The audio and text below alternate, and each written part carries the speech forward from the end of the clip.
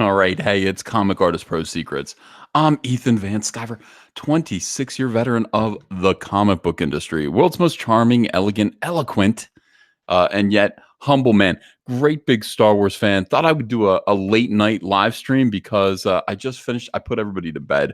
I just finished watching The Highwaymen. It took like 4 days to watch a single movie. It took 4 days to watch one single movie, which is the way it goes when you have kids and stuff like that. Andrew and I we put the kids down, finished watching the movie. She said, "Do they get Bonnie and Clyde?" I'm like, "That's what I love about you. You don't know any of this stuff. You don't care about this stuff that I do. I mean, yeah, of course they got Bonnie and Clyde, and they filmed it too, and you can actually go and watch that footage if you want to." And she was like, "No way." I said, "Oh, they riddled them with bullets." So she was prepared, and maybe I shouldn't have prepared her to see the ending of that movie because it was crazy. Hi, everyone. Let me see. I'm going to try to call up the chat and see if there's anybody watching right now. You never know. I mean, some people might be awake Sunday at, what the hell, almost midnight. Do I do this anymore? I very rarely do this.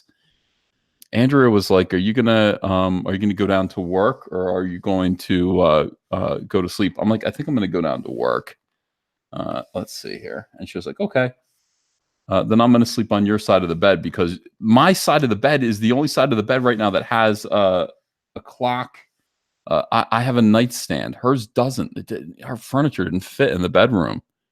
It's terrible. All right, we got a few people watching. Let's check in. Hello, NASA Rabati. He said, "Going to bed. Please check out Trixie Kane on Indiegogo." You have to do that. Hey, sweet cast, great to see you. Everyone, check out Trixie Kane. Let's see. Razdoc says, "Is Ethan looking at a pool right now?" No, it was freezing today. This was terrible weather. This is absolutely terrible weather. I don't understand it. Razdoc says, "One night stand confirmed." I didn't even think of that. That's funny. Love you too. Diggus is gay, aka Syrian Lannister. Nice to hear from you. Zaid Comics says, "Hey, Comic Artist Pro Secrets, hail." Well, hail to you. Star CASP Network, thanks for $2. Did a video on you, Tug, and Richard Meyer. Oh, is that right? I would like to see it. I would like to see that video. I like it when people do videos about me. It's fun. Well, unless they're nasty videos, unless they're cruel, spiteful videos, then I don't like those. I don't like it when people do mean videos about me, but I like it when they do nice videos about me. We're getting a few people in here. How was Game of Thrones, guys? Game of Thrones, not so good, right? I mean, everybody is saying that this season is garbage. They're saying that's the French pronunciation of trash. If you want to learn how to say trash in French, it's garbage. That's what my dad taught me. FP Sunny says, EVS, put Game of Thrones in your title and get 5,000 viewers. I don't watch Game of Thrones. I don't want to see it. I don't want to. I got bummed out about 2 seasons ago when I realized it was girl power. It was just going to all be girl power. And I don't know. Dank Lobo says this episode was actually good.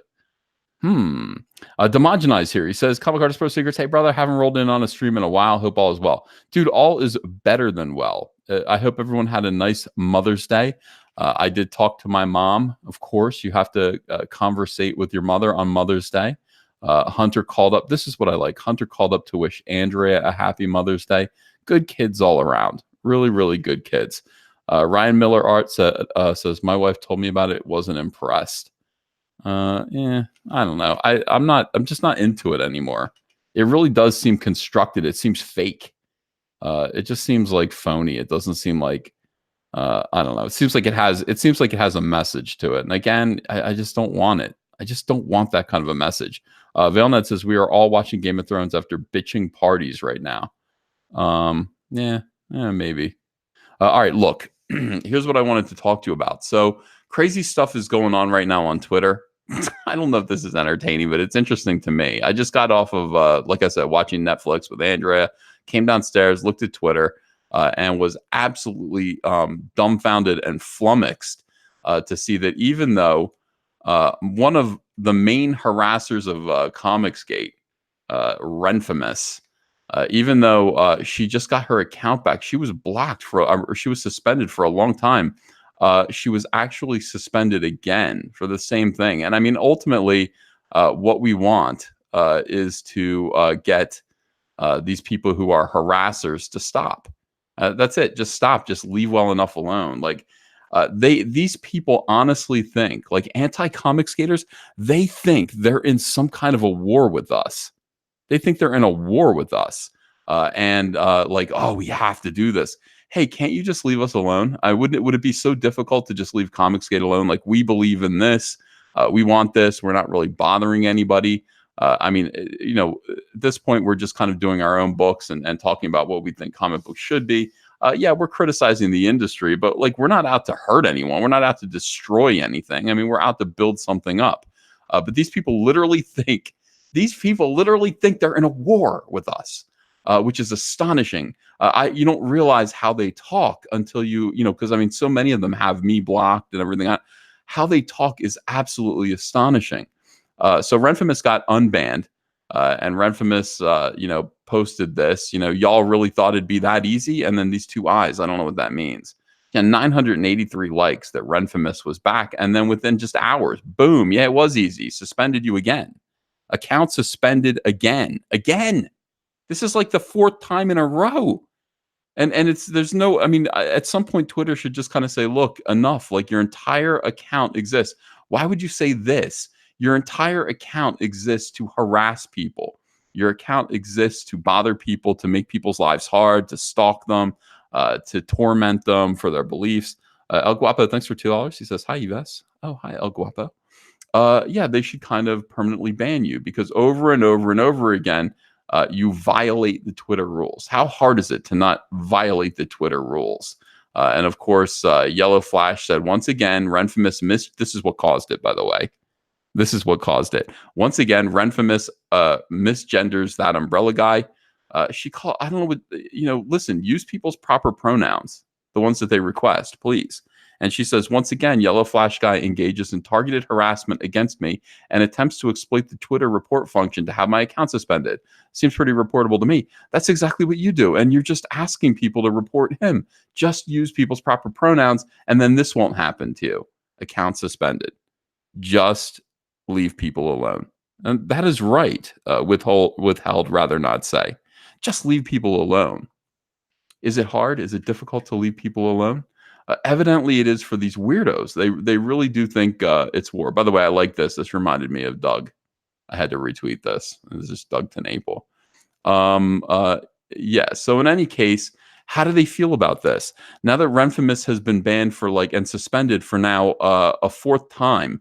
And I mean, it's just easy. She just immediately gets suspended. It's almost like Twitter is starting to realize that these piles of garbage, these horrible people, just exist on Twitter, just utilize this platform to bother people. And that's kind of it. So this is how they're reacting. I want you to look at the way this person here, Ben from Canada, this is somebody I have blocked because they just add nothing to life except for torment. And then Chrissy here is another one. Chrissy is like miniature Renfamous. How would you describe Chrissy? I think she's actually real friends with Renfamous. So look at these people and look at the way that they actually speak to one another about us. Now, all I'm trying to do is do a Cyberfrog book. All I'm trying to do is run my YouTube channel. All I'm trying to do is entertain the world. All I'm trying to do is buy big houses. That's all I want to do. That's all I want to do. I don't know why this is such a problem for these people. This person says to Chrissy here, Chrissy, surprise bitch, says, is she a surprise bitch? I'm not surprised. I've realized that for a little while, for goodness sakes. Blocking and reporting hasn't been working, though. And when we have blue checks leading this campaign, what campaign is that? What are you talking about? I'm sorry. I'm all out of hope. Have been for a while. The hope being ruining the lives and the careers of comic skaters and Republicans. That's the hope. That's what they want to do. That's what it's about. Chrissy says, this doesn't really involve hope, though. If you see something that needs to be reported, report it. Also, and blue checks are irrelevant, honestly. Blue checks are impacted by a lack of attention, the same as everyone else. This is astonishing. I guess they mean me, like I'm a blue check, and that means something. I didn't know that it meant anything to be a blue check. I thought it was just like a way of saying, well, This is a person who has an identity. I'm a public. This is what a blue check mark is, as far as I know. I'm a public person, and of course, there are a lot of parody accounts, with my name, a lot of them. So I'm the real one. That's what a blue check mark is supposed to mean. It's not. It's not a police badge. It's not. It's not a tool by which I can skirt the law. I have to follow the rules just like anyone else. I have to use people's proper pronouns. I can't abuse people. I can't, conduct myself hatefully, for goodness sake. Ian Howe, wow, thanks for $4.99. Says, very happy to have you back on the YouTube. Caesar, thank you, Ian Howe. I'm happy to be back too. And I promise you lots more content. I really do enjoy this. All right, so blue checks are, so here's Chrissy saying, just ignore them. I mean, just ignore them. Yes, of course. That's what we've been asking you to do. I mean, how many times have I said on Twitter, just leave us alone? This shouldn't be a problem. How hard is it not to harass us? Is that hard?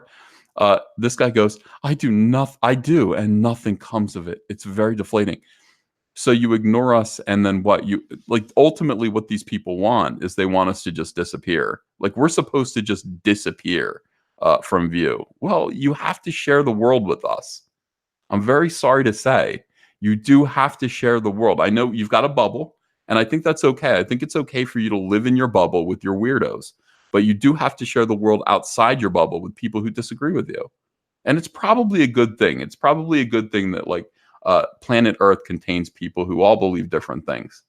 For example, I believe you're a shithead. And so do most of the people I align with. But you don't have to think that. You're allowed to disagree. You are allowed to disagree. Lou says, bloody hell, they really need to get a life. They're obsessed with your opinion. Maybe they have a crush on you. I don't know. I never really think that way. I don't, I know that, well, I mean, I'm sort of handsome, I'm sort of debonair. I've said over and over again that I'm charming, elegant, and eloquent, yet humble. I don't necessarily assume that people all have a crush on me. I just think people are psychos. I think there are psycho stalkers. So I want you to remember, as we're reading this, I want you to remember that these are people discussing how depressing it is. They are depressed that they can't destroy my life. And they've really tried to. They're trying really hard to destroy my life. And they're failing. And they're trying all kinds of things. And these people think, by the way, this is the creepy thing about these people. These people actually think I want their attention. These people think that I am like them and I'm looking for their attention. And I thrive on their attention. I don't need weirdos' attentions. I really don't. I honestly just need my fans, people who are interested in my work. I don't need them to think about me. I don't need them to talk about me. I don't need them to get involved, criticize, do anything, really. I don't need it. I mean, if it happens, it happens, but that's not what I want or need in life. These people think it is. All right, so it's very deflating. He's depressed that he can't destroy my life. Christy says, take care of yourself first and foremost, always. You don't need to be optimistic. You just need to be true to yourself. You just need to be true to yourself. Cecil says, why can't they just be happy for you? No, I think that would actually lead to a content lifestyle. Just be happy for me. For goodness sakes, just be happy for me. If you're not happy for yourself. All right, so just be true. Just be true to yourself, which is, if you're an asshole, I guess, just be an a-hole. Excuse my language. I'll try to use a-hole and F from now on. He says, true to myself isn't pretty. Why are these people talking like this? They think they're at war. Two hands, thanks for $5. Hail Caesar Sunbeam. Thank you. It is. This is really weird. Chrissy says, pretty is overrated. Well, I don't know. I think it's pretty good. IMJ says, sometimes I wonder what EVS was saying when talking to himself while drawing GL. Yeah, can you imagine, before YouTube, I just sat around having conversations like this with myself while I was drawing DC Comics? I really didn't. I kind of kept my mouth closed. I kind of kept it all inside, and I learned how to hide my feelings. All right, let's keep looking. So pretty is overrated. Take care of yourself, friend. You are a gem. And a lovely and wonderful and worth taking care of. right, well, we'll check in on that. Worth lovely and wonderful and a gem and worth taking care of. Let's double back on that one. Carl George says this, Ben, you take care of yourself. We got this. So these guys got it. Like Ben wants to bow out. Ben's like, I'm tired of harassing Ethan Van Sciver with nothing happening. Every time he can't keep getting away with it. Why does Ethan Van Sciver keep getting away with it? Why we harass him so hard? We spend all day scheming and planning to deplatform him, to destroy him, to take away his livelihood. We threaten the people who want to do business with him. We threaten the people who associate with him, and still look at him. Look at him on his chaise lounge by the pool. Why can't we stop Ethan? Spike in Madness says, Happy Mother's Day to Aunt Andrea and Chelson. Oh, thank you. I like that Chelson reference. Cyberfrog's mom. Yeah, why? I can't keep getting away with this. E-Production says, is this a self-help tutorial for imbeciles? Yes. And psychopaths. These people do not realize. Yet, Berserker Pride says, quote, are we the baddies? These people don't realize they're the villains. These are villains. These are villains talking. Because they're not talking about doing anything other than hurting me. That's it. They're talking about hurting me. And I'm not doing anything. I'm just over here kind of enjoying life. I have a family. I have a wife. I have a cat. I have a house. I have things that I need to do. I have plans for my life, and they involve creating frog stories. These people want to get in the way. And that is why they are upset right now. All right. So, we got this. Carl's like, I'll take over for you. He ain't heavy. He's my brother. Well, he's probably pretty heavy too. But this guy's like, look, man, the road is long with many a winding turn. Take care of yourself. We got this. I will take out Ethan. I'm gonna pick up your slack because sometimes we all need somebody to lean on. Casey says, Uncle Ethan, you have a cat now? When did this happen? Andrea bought a Maine Coon, purebred.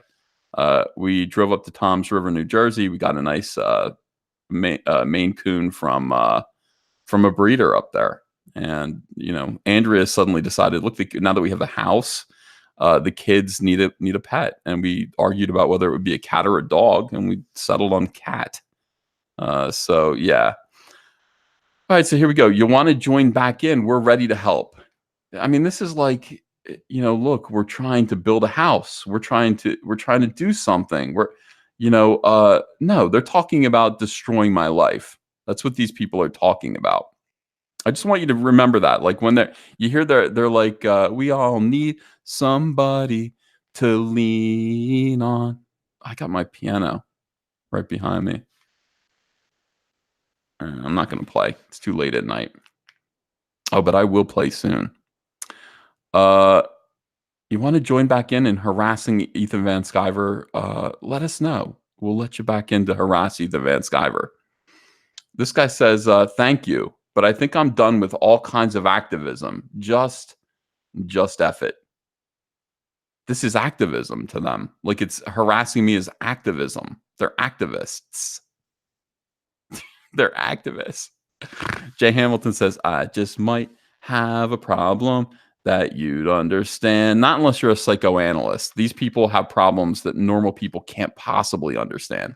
They cannot possibly fathom the problems that these people have. They have problems. They have serious, serious problems. It is insane. It's insane. So he says, no, I'm done with it. He said, I think I'm done. I'm not getting the results that I want. Like I really want to destroy Ethan. It's not happening. I think I'm done with this kind of activism. Michael Beacon, thanks for $2. Hail, EVS. I'm doing parody SJW reviews of ComicsGate books. That should be funny. Andy Monomayer says, you mean assholevist instead of activist. Do you understand what it's like to be me? I want you guys to just imagine this is you. I want you to imagine that a bunch of anonymous weirdos who live in tiny little hovels all get together on the internet, and together they, in secret little Discord rooms and, private email chains, they all scheme how to destroy you. I want you to just imagine that. Just imagine what that does to you. Imagine the snort's old, Perth. the snort laugh like that when I laugh sometimes. You know where I got that? I got that from Matt Martin. When I remember vividly, like he would snort laugh, and I thought it was funny, and I started to do it too. Cecil says, "Hang in there, champ. Ethan is just about to break. Don't give up." Yeah, he's soon. Ethan, yeah, Ethan is on the verge at this point. Things aren't going his way, so just hang in there. Just keep harassing him. Eventually, you're going to get some sort of positive result, and it won't just be Renfamous getting banned over and over and over again, and all of you guys having to protect your tweets, blockchain everyone so that, like, Yellow Flash and that Umbrella guy don't get you suspended over and over again. Look at this. I feel you. I deleted for a week. Oh, it's just, yeah, it's hard work. It's like smashing boulders. It's like, it really is. It's hard work out there. It's like breaking rocks. Sometimes you need a week to take a break. And it literally is. It is breaking rocks. If you know what I mean.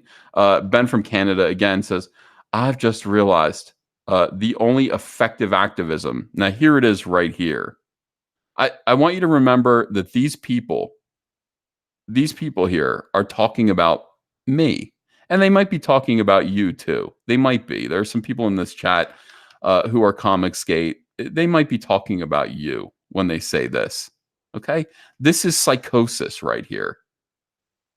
I've just realized the only effective activism is the kind I don't have the heart for. Are you ready? Now, what kind of activism is effective? What kind of activism do these pieces of human garbage, who all of them should be rounded up and put in a funny farm? All of these people should be chased by men in white coats with a butterfly net. All of them. What kind of activism? What kind of activism are they speaking about? And he's like, look, it's effective, but I don't have the heart for it. Yeah, right. Chrissy says, "There's no blanket one size fits all activism that works 100% of the time, every time." Well, I mean, the platforming hate seems to work. Yorga Mund 07 says, "Always ruins my day when I can't ruin someone else's life." I know, it's so hard. It's so hard. So there's just not all activism works all the time. You have to find new ways. This guy goes, "There's only one kind that works at all, really. It's the kind with a body count."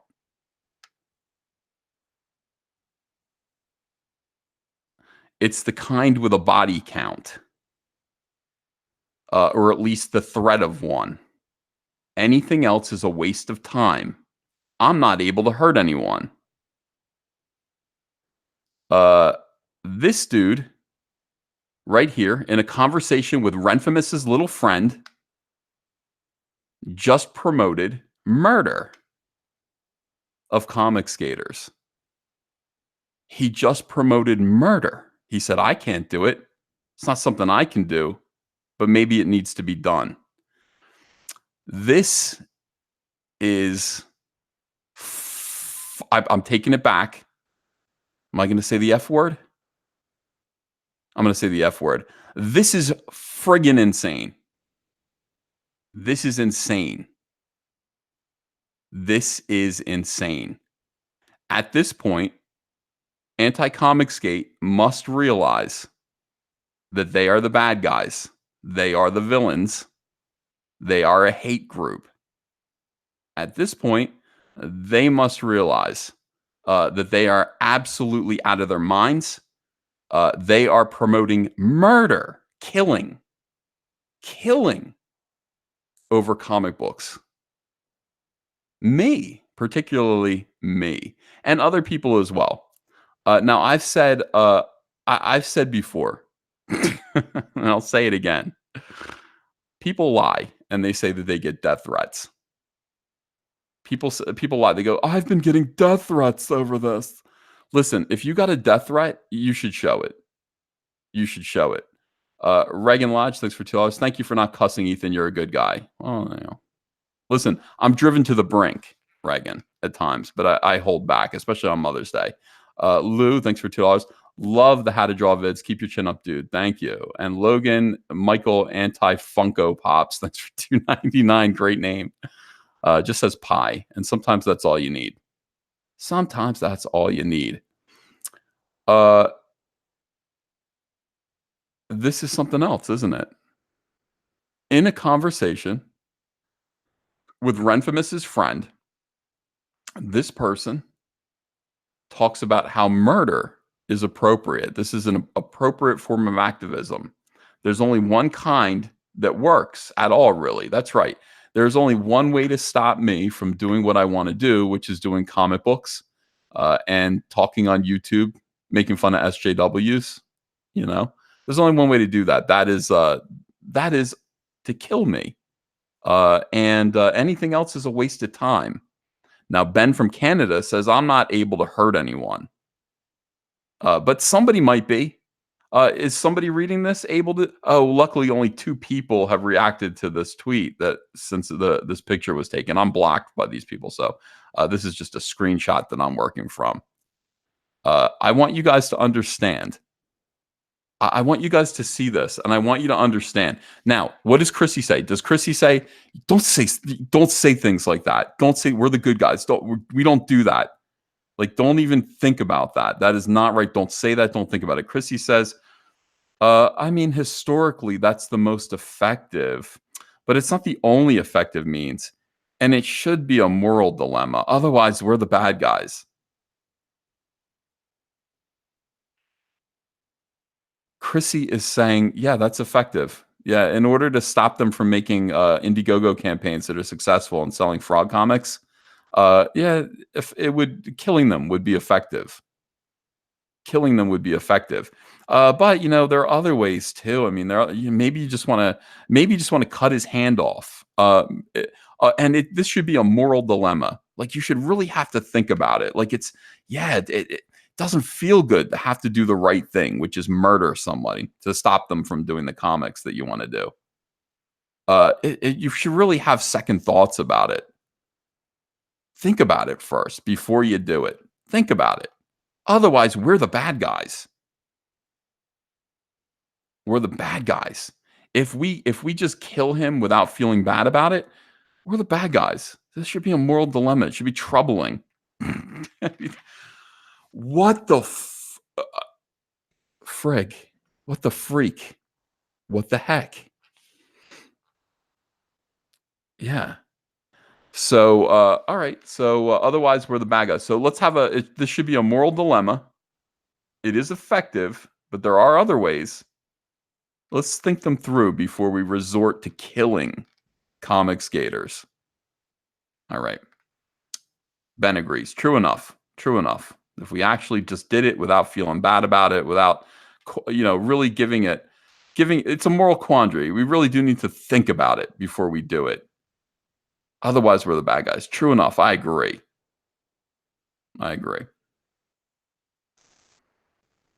This person here, a new fighter enters the arena.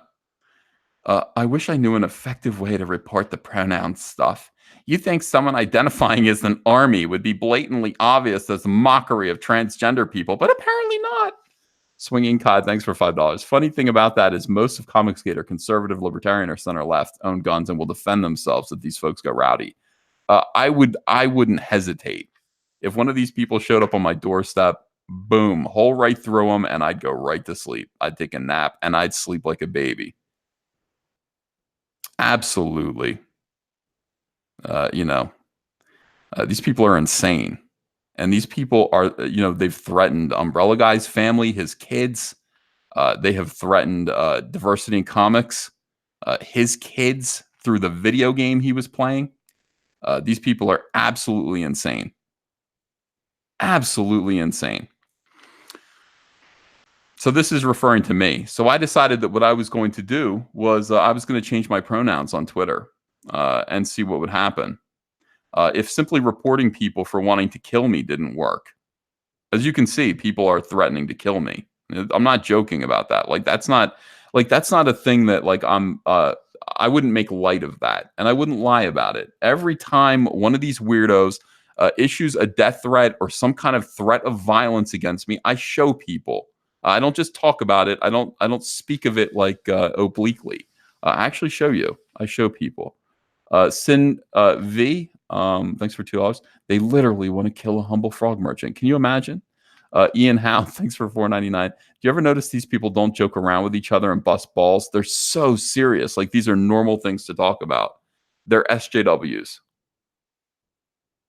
They're SJWs. And this is when we talk about SJWs, this is what we're talking about. All right. These people are mentally ill. All right. They're mentally ill obsessives. They are gammas. You know what gammas are? Gammas, they're not alpha, beta. They're gammas. Gammas are people who are incapable. Like they're so threatened. They're incapable of letting something go. If you wrong or if you begrudge a gamma male, they will never stop trying to get revenge on you. They will never stop. They're incapable of just saying, it's not worth it. I'm going to move on. Gammas, they are insane. No, omegas are ugly. Omegas are hideous. Gammas are, they're beneath betas. They are horrible people. And all SJWs are gammas. They are all incapable of just letting a grudge go and just moving on and saying, all right, I'm going to take this. This has gone too far. So, all right. So this is me. So I identified, I said, you know what? I'm changing my pronouns to they, them. I want to be referred to in plural form. I am an army. I'm a one-man army. That's the gender that I identify as. And I'm quite serious. I get to choose that. I don't see why I couldn't. If there are 67 genders out there, I've decided that I am going to choose a gender that I can understand and relate to. That's me. I am a one-man army. I'm unstoppable. Therefore, because I am multitudinous, I want to be called plural. You will call me, you will talk to me as though I am several people. And if you do not, then I will report you. Those are the Twitter rules. And why? Why can't I do that? Eric Weather says 67. There are many, many, many more. Well, good. I'll add to them. I'll come up with more of them. But I am Armykin. I am one-man army. Okay? So when you speak to me, you call me us. When you speak to us, et cetera, et cetera. Now, I was thinking about changing my name to Caesar. So that if you call me EVS, you're dead naming me. Officially changing my name to Caesar. Yeah. So this has been something. Now, these guys don't like that. I don't see why not. I don't see what, just because you don't like me, you get to determine what my gender is. How does that work? How does that work? I don't like any of you. I don't feel like I can tell you what your genders are. I can't argue with you about what your pronouns are. That's not my place. That's not the way the world works as you set it up. The world works this way. There are many, many, many genders, and people can decide what gender they are. They do not feel like they are binary. And I've decided I am non-binary. I'm non-binary, not transgendered. This person's lying. Transgendered people are different. I am just, there's no need. I'm perfect the way I am. But I am an army. I am them. We are them. Well, you want to argue about it? I mean, there's no reason to argue about it. It is what it is. I'm not taking it back. Chrissy says Twitter has algorithms or whatever determining when to flag a tweet based on the number of reports, from what I gather. Anything requiring a human to review takes about a week. So they're going to try to review, and they're going to try to prove that my gender is not Armykin. Good luck. Good luck. That's me. That's who I am. You don't like it? I'm sorry. I'm sorry that you don't like it. It is what it is. It's real. So this is the world that they're creating right now. They have gotten, they're kind of used to getting their way. They're kind of used to being able to coerce and destroy.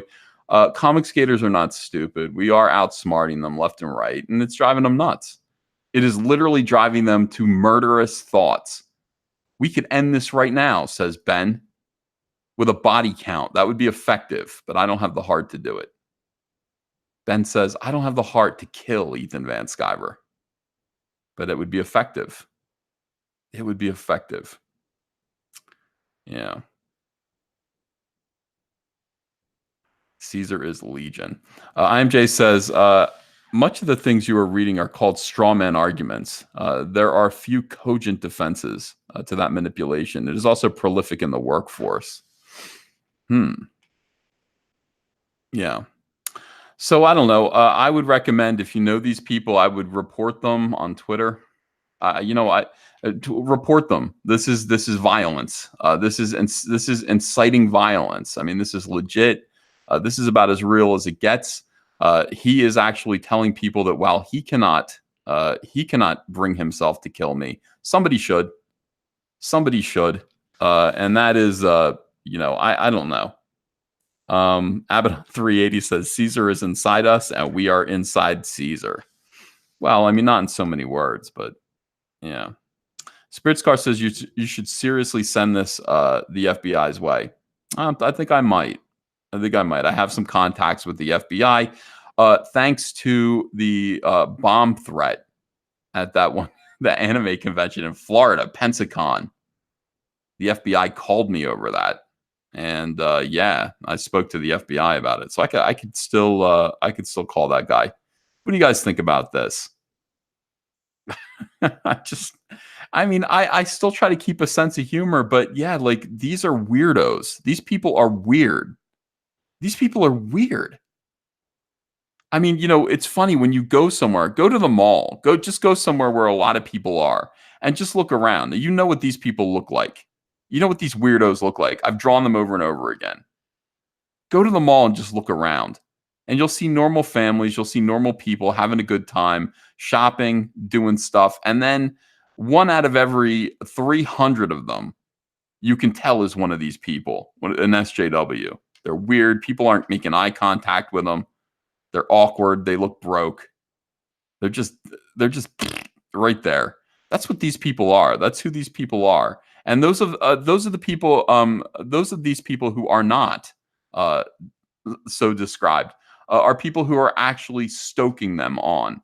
Chrissy, I don't believe Chrissy. I don't know what she looks like, but Chrissy is stoking mentally ill people on. She's telling this guy, this lunatic, look at this. Take care of yourself.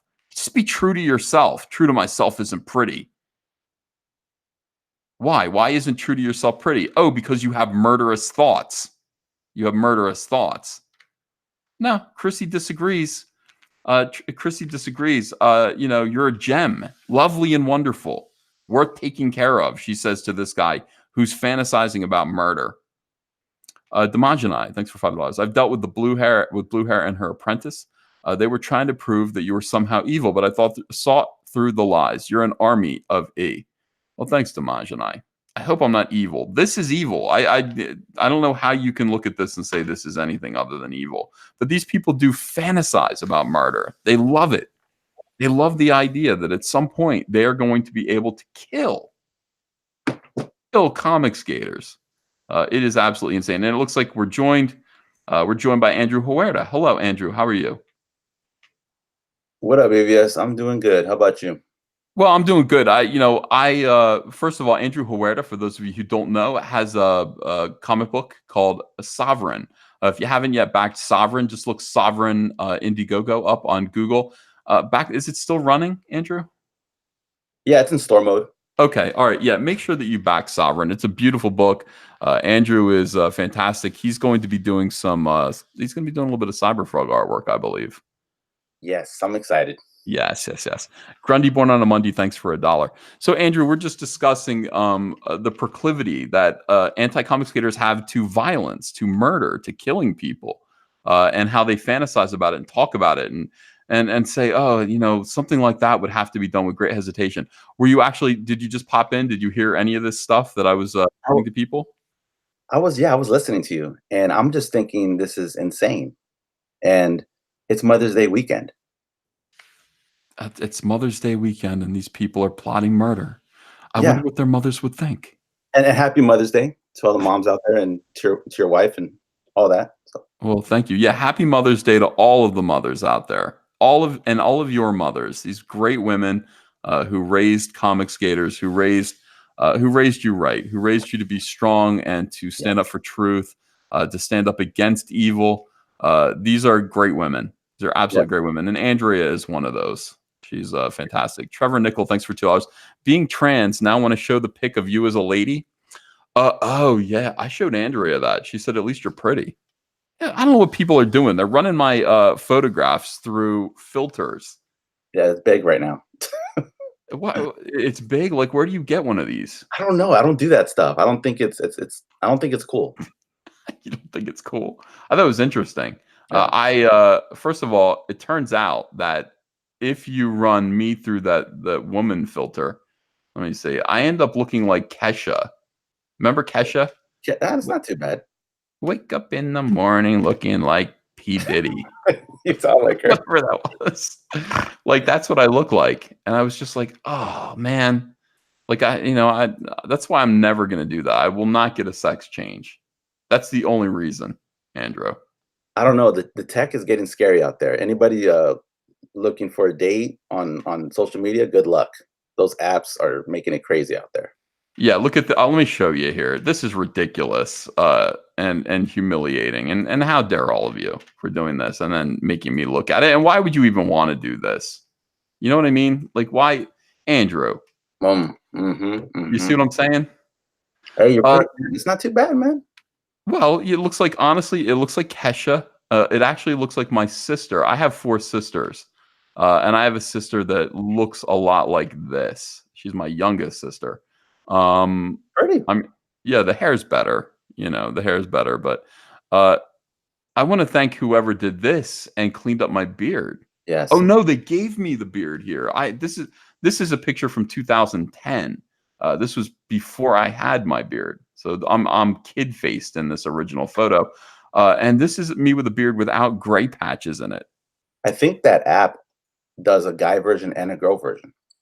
Oh, really? Yeah, so I think the app gave you a full beard. I think they cleaned me up a little bit too. I think I look better.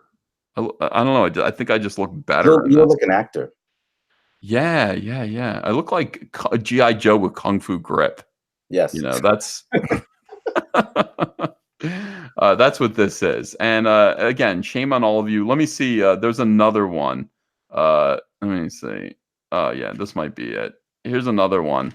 Now I look like a hooker. No, you look like, what's her name? That redhead in Mean Girls? Lindsay Lohan. I look like Lindsay Lohan. Oh man! Again, they did the same thing with the beard. I guess this is beard app. Or I already had a beard in this picture, but you can strong beard though. It's a strong beard.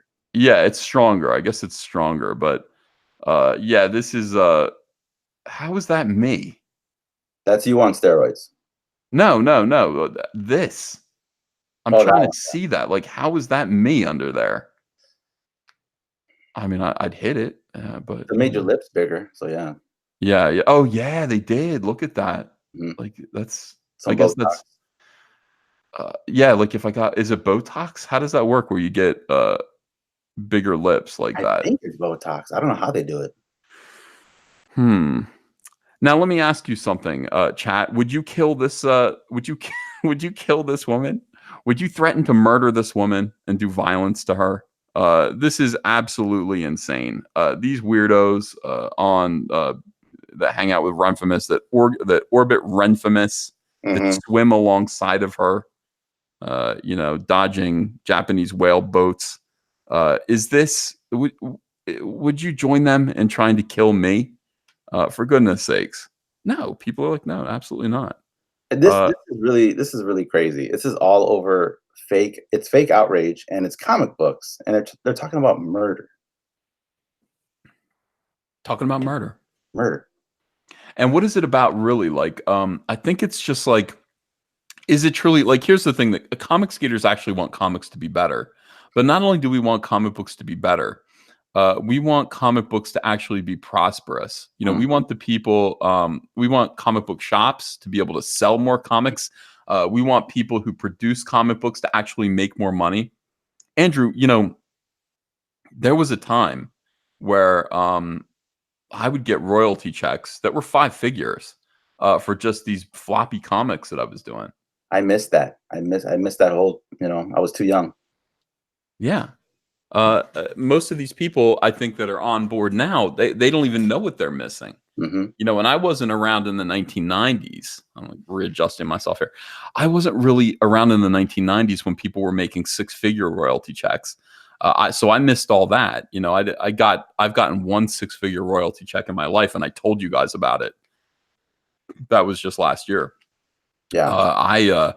I've never gotten anything like that, but many other people did. And it's gone. It's gone now. All of that is gone. Why? Why is that gone? Because there are weirdos who are destroying the comic book industry. They're just utterly destroying the comic book industry. By the way, everybody's in love with me now. Yeah. I don't blame you guys. And now you're seeing me in a new light. Everybody suddenly I'm getting attention, but I think it's the wrong kind of attention. You're getting Kardashian attention. Yeah. I don't want that kind of attention. And Ben Pachetti says, can we change the picture? Yeah, we can zoom in on it. Sure. That's what you meant, right? Is that better? You should swap genders, says Perth Comics. No, I don't need to. The gender that I am, I'm happy with. I am an army. I'm army kin. You gotta respect those pronouns. You gotta. It's what's the big deal? Why can't you just do that? Why can't you just respect what I've said? Why can't you just be kind? What's so hard about kindness? You know, I've specifically said, I've announced my my pronouns. Oh, hey Narwhal, how you doing? Hey Caesar, how you doing? How's it going, Andrew? What's up, Narwhal? Hey, have you guys seen that hashtag? It's like hashtag visible women. No, I've always been really jealous of that hashtag because I feel like it gets lots of publicity. You can get your art out there. So maybe I can use it. Use that face app. Yeah, I'll do face app and I'll use that. James Michael Doyle says EVS is a sexy lady, no homo. Okay, a little homo, just like 10%, just the tip. Well, thanks, James. You know, I appreciate it. That's a compliment, I think. You know, it's a compliment in his sexuality, so it's okay. Yeah, I'm comfortable. I'm not uncomfortable by that at all. You know, that doesn't weird me out at all. Yeah, I used to live in SF, San Francisco, so I'm cool with it. Yeah. You know, Narwhal, do you have what are your pronouns? I'm he, him, but I could maybe go they one day. I don't know. Well, you got to think about it. I mean, it's not something that it's a realization that you have. Now, I have said, this is what my Twitter says. If you want to know who I am, I'm Caesar of ComicsGate, #ComicsGate. That's first. That's my first obligation. Caesar of ComicsGate, creator of Cyberfrog, creator of Cyberfrog. Comic Artist Pro Secrets on YouTube, #Fandomenace, also Human Sunbeam. Kneel before the High Council. Pronouns, they, them. It says right here. You want to know where I am? Location? Look into your heart. So many people forget to look into your heart. That's all love right there. That's a well curated little profile section. It just cuts right down. I mean, I used all of the digits that I could. I couldn't use more. Okay. I was only allowed to use this many. I would have kept going. I have more to say about myself. You know? Yeah, that would be nice. We'd love to hear more too. Hey guys, I invented the Narwhal handshake. That's as far as I am on my like self inspection. But the Narwhal handshake is one person goes like this, kind of does the whatever that is, the white supremacy thing. The Narwhal comes in and pokes it like that, and you go back and forth a little bit. Yeah, that's the handshake when people meet you. Yeah, that's the Narwhal handshake. I don't know if too many people are going to know to do that, or if they might take it the wrong way. It might mean, yeah. I'm trying to teach strangers it, like doing some street humor, you know, but it hasn't worked yet. The footage isn't usable. Is that white supremacy hand thing going mainstream, or is it just an internet thing? It's not. When I do it, it doesn't mean white supremacy. Right. You know what? I think it's a joke like that. Here's what it is. I think some people, some very naughty boys, came up with the idea that anything that they said was white supremacy would be picked up by social justice warriors as literal and true. So they actually said that milk was white supremacist. So like if you see white guys drinking milk, they're Nazis because here's the hidden joke: like black people can't process milk physically. Now, can they? I think they can. I'm pretty sure black people can process milk, so that's a lie. At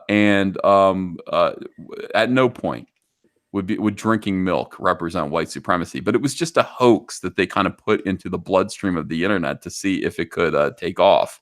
Yeah. So and it did. So you have people drinking milk and driving SJWs insane. Wow. And last week on NBC blurred out that OK sign. Someone like flashed it on a video that they showed, and it got blurred out. So they're taking it seriously. It kind of suits their ends somehow to kind of have like these hate symbols out there. The more hate symbols, the better, because that means we live in a hateful society. Yeah. I mean, imagine what's up, John Malin? John Malin, are you there? Malin? What's up, Malin? All right, one. John's been having trouble lately. Why's that? I don't know. He's just having trouble. I can tell. His internet isn't quite working. Oh yeah, I was thinking that on the last time we were talking, because it seemed like everyone was on a delay from me. Yeah. Yeah, Robo John a little bit. Sounding bad right now? No, you sound good, man. Pretty good. Oh, okay. Yeah, you sound I just finished Game of Thrones. Ooh, so did I. What'd you think? Be honest. And almost everything I could possibly say would be a spoiler, and so many people would be mad at me right now. Yeah. Did you hate it? No. I didn't hate it. Yeah, I have to give it a second watching tomorrow. I'll have my notepad out. Yeah. I like to give it one good watch and then kind of digest it and then dig into it the next day. So, but yeah, early impressions, okay. That's really exciting. Yeah, visually, I mean, it's a 10 out of 10. It made me feel sad. That's not what TV should do. TV shouldn't make you feel sad in your heart. Yeah. So that's why I came on, so you can cheer me up. None Your Business says it has jumped the shark and landed in its mouth. Oh my goodness. Whoa. What is it with these SJWs wanting to kill people? They're everywhere. They want to kill people, and that's what this episode is about tonight. They want to kill people. They want to kill me. But broadly, they want to kill everyone. And here's Pablo Hidalgo from Lucasfilm. Maybe you've heard my song, Pablo Hidalgo, Where Did Your Balls Go? It's a hit. People like it. Drunken Atheist Studio, thanks for $5. They just banned someone for life from Wrigley Field over this, the OK symbol, he says. Yeah, that's actually, eventually these symbols actually do become white supremacist symbols. If you say it enough times, you can, whatever, it's like symbols are whatever you say they are. All right, so Pablo Hidalgo's annual guillotine tweet. Pablo Hidalgo, Lucasfilm Story Group, John. Here he is. He looks like his name should be Pablo Hidalgo. You know what I mean? Like, what would you call this guy? He gives a bad name to Pablo's. Yeah, well, definitely. But at the same time, he I don't know what else to call him but Pablo. He looks like a Hank. He doesn't look like a Hank. Yeah. No, he doesn't look like a Hank. He looks like a Pablo. Pablo, when you hear the name Pablo, you think of something round. To me, like a Chris. Chris? I don't know where you're getting that. This is definitely I don't know. Chris is just so common. This man is not common. You don't run across this fellow every single day. Pablo, here's what it is.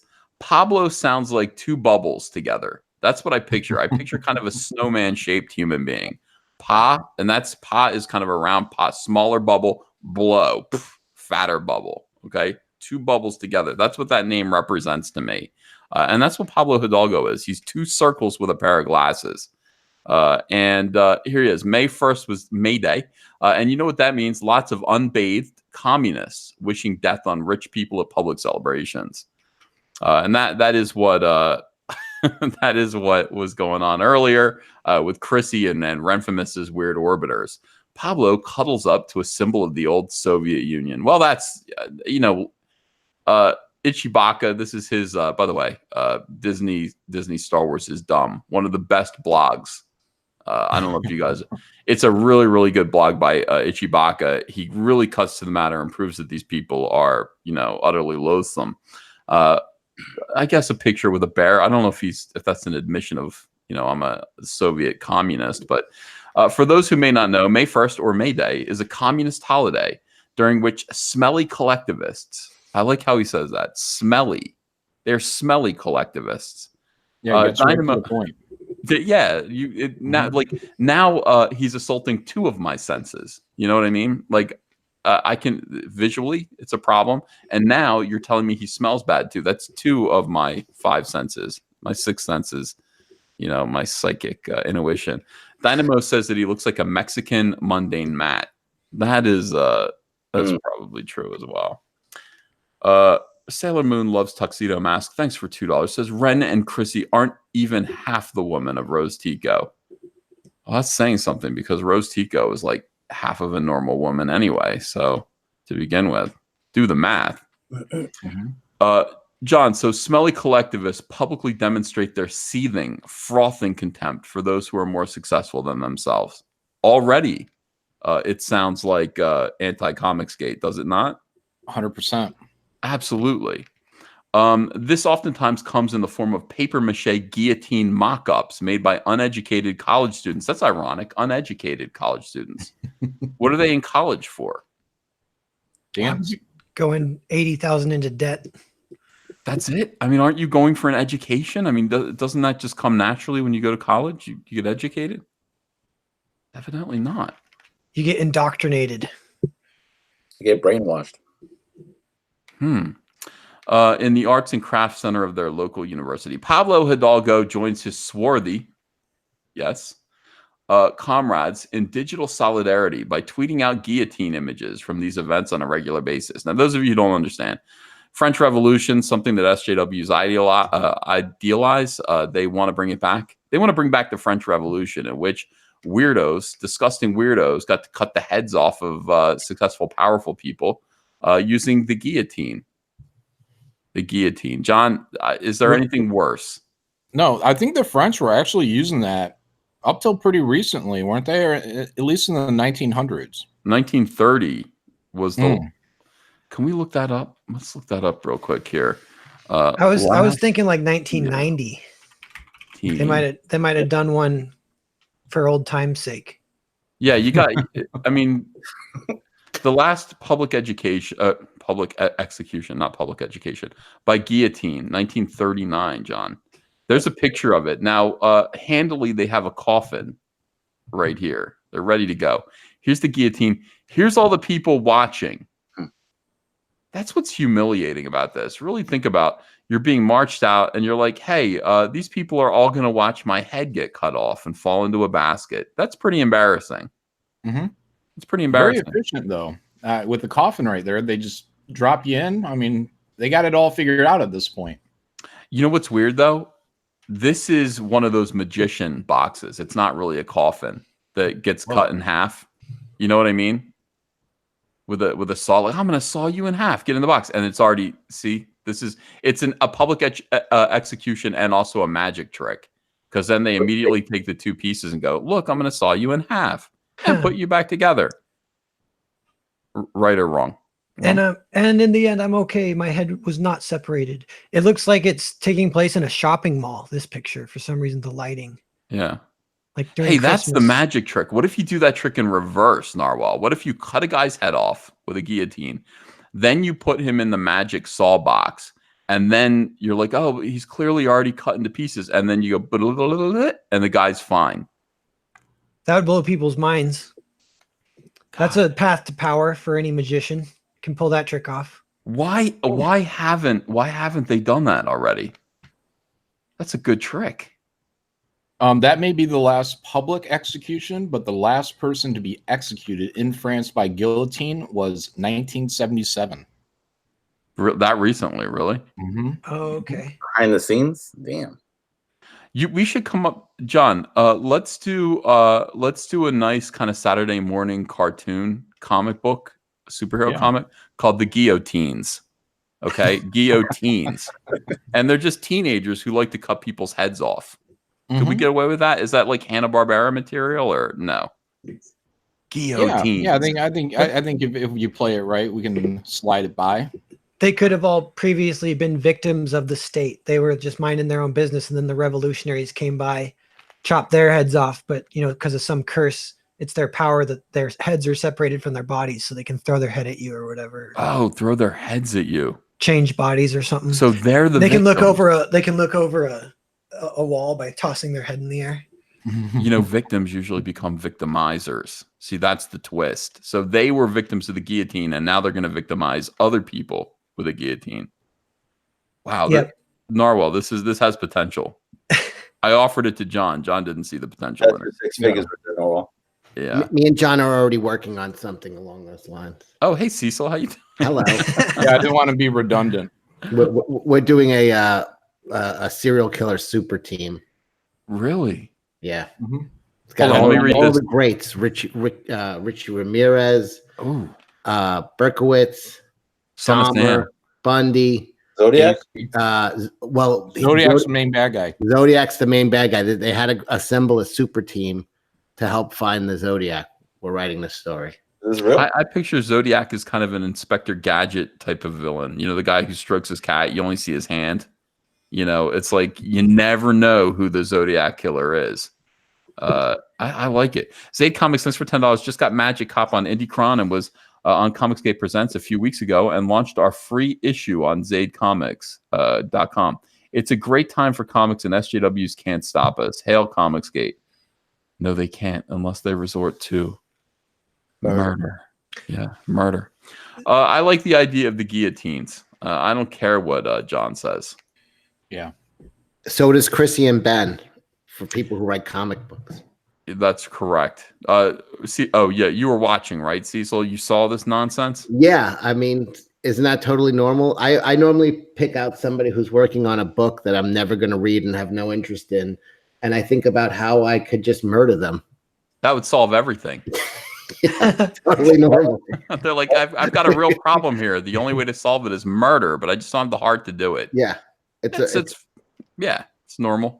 I wonder what their IQ is, because I bet you they're not stupid. There's a dangerous where you're just smart enough to start to put dumb shit together. You're pretty stupid when your first, you run out of ideas and then it's time to kill. Yeah, they're really stupid.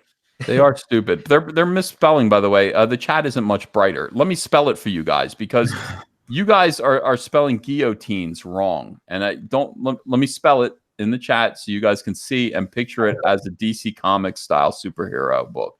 Guillotines, like that. It's the Guillotines. Okay, you got it. All right, thank you. N-E-S? You're the guillotines, because there'll be a bunch of them. Swinging Cod, thanks for $5. They always forget when they start these reigns of terror that Robespierre himself was sacrificed to the guillotine in the name of progress. They always forget that, Cecil. They do. Time to remind them. Oh, by the way, I did the face swap app. I look exactly like Roseanne Barr.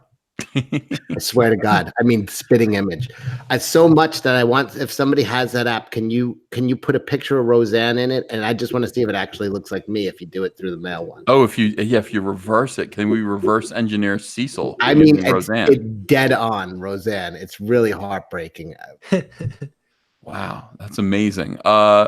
I wouldn't expect that, Cecil, honestly. It was a punch to the chest, to be honest.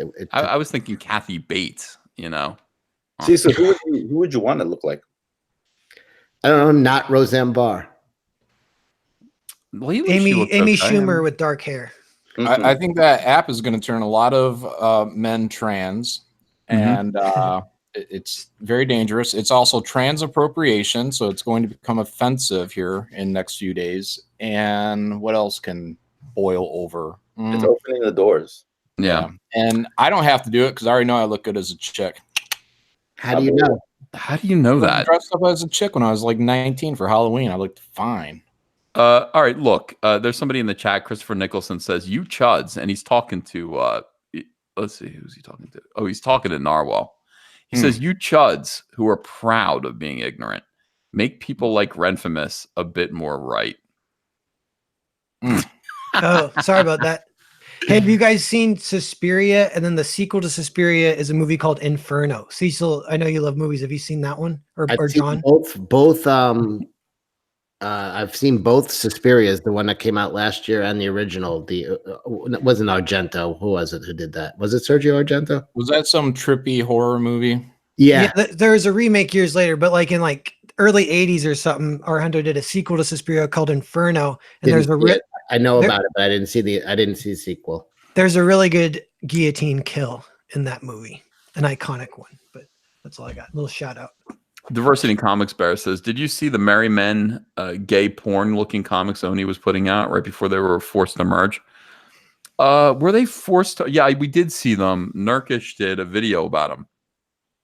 That's how I saw them. Nurkish did a review video when Nurkish was still sane. And it was funny. I mean, it was pretty funny. It was gay Robin Hood comics.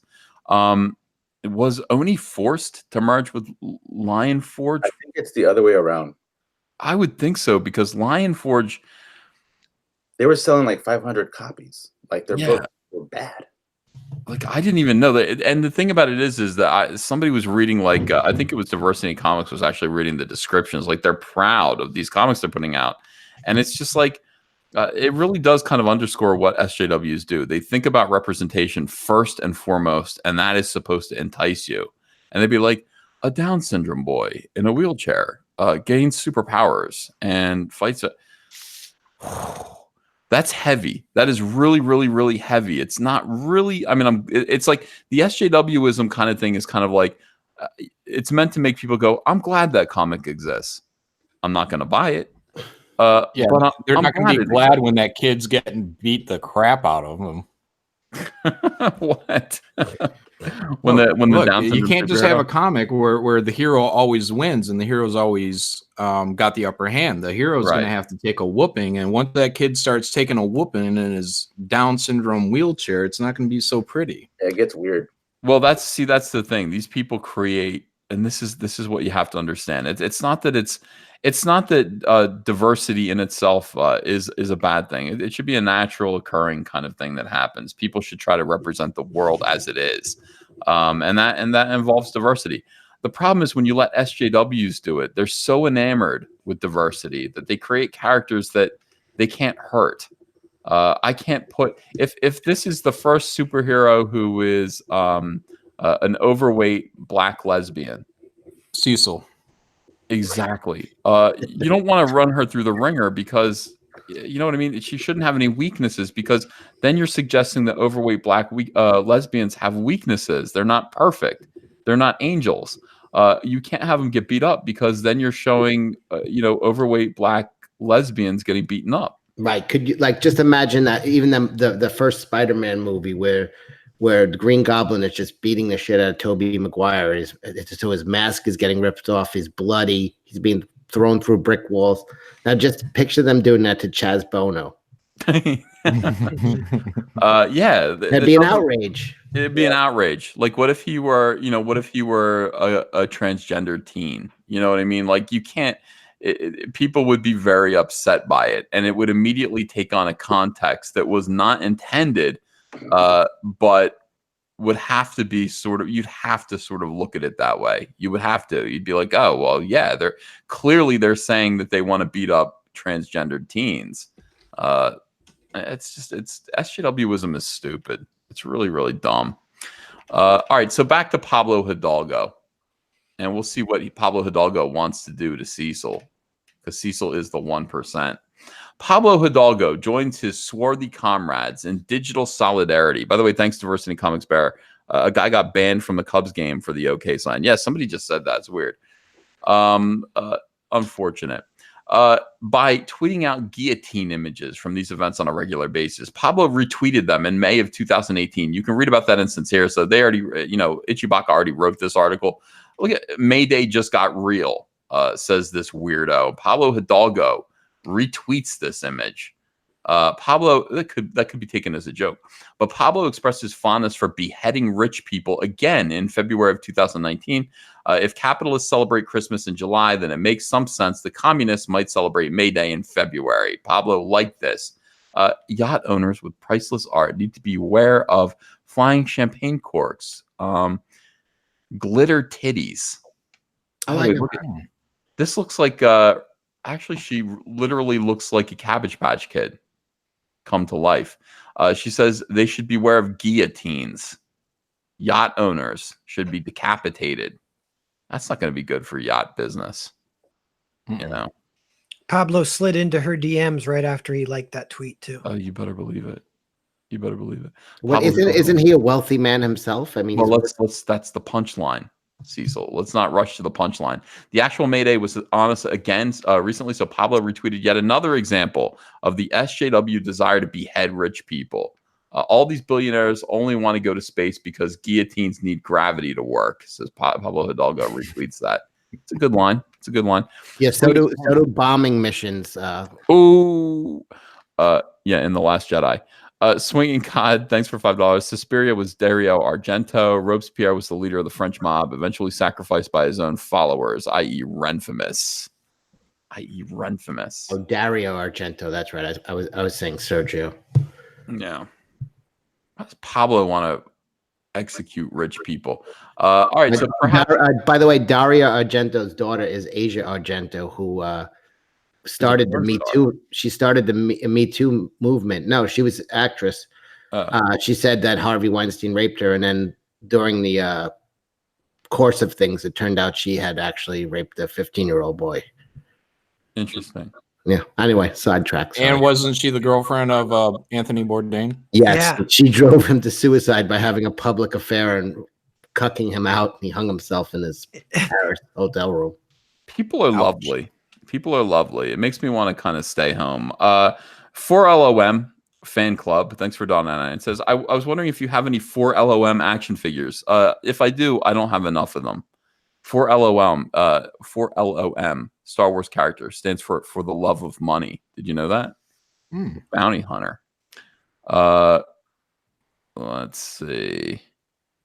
Christopher Nicholson says, SJWs are Jacobins. That's the term. You learn that kind of thing in college. What's a Jacobin? I didn't go to college. Cecil, you did. What's a Jacobin? It's new to me. Don't know it. But you went to college. I did.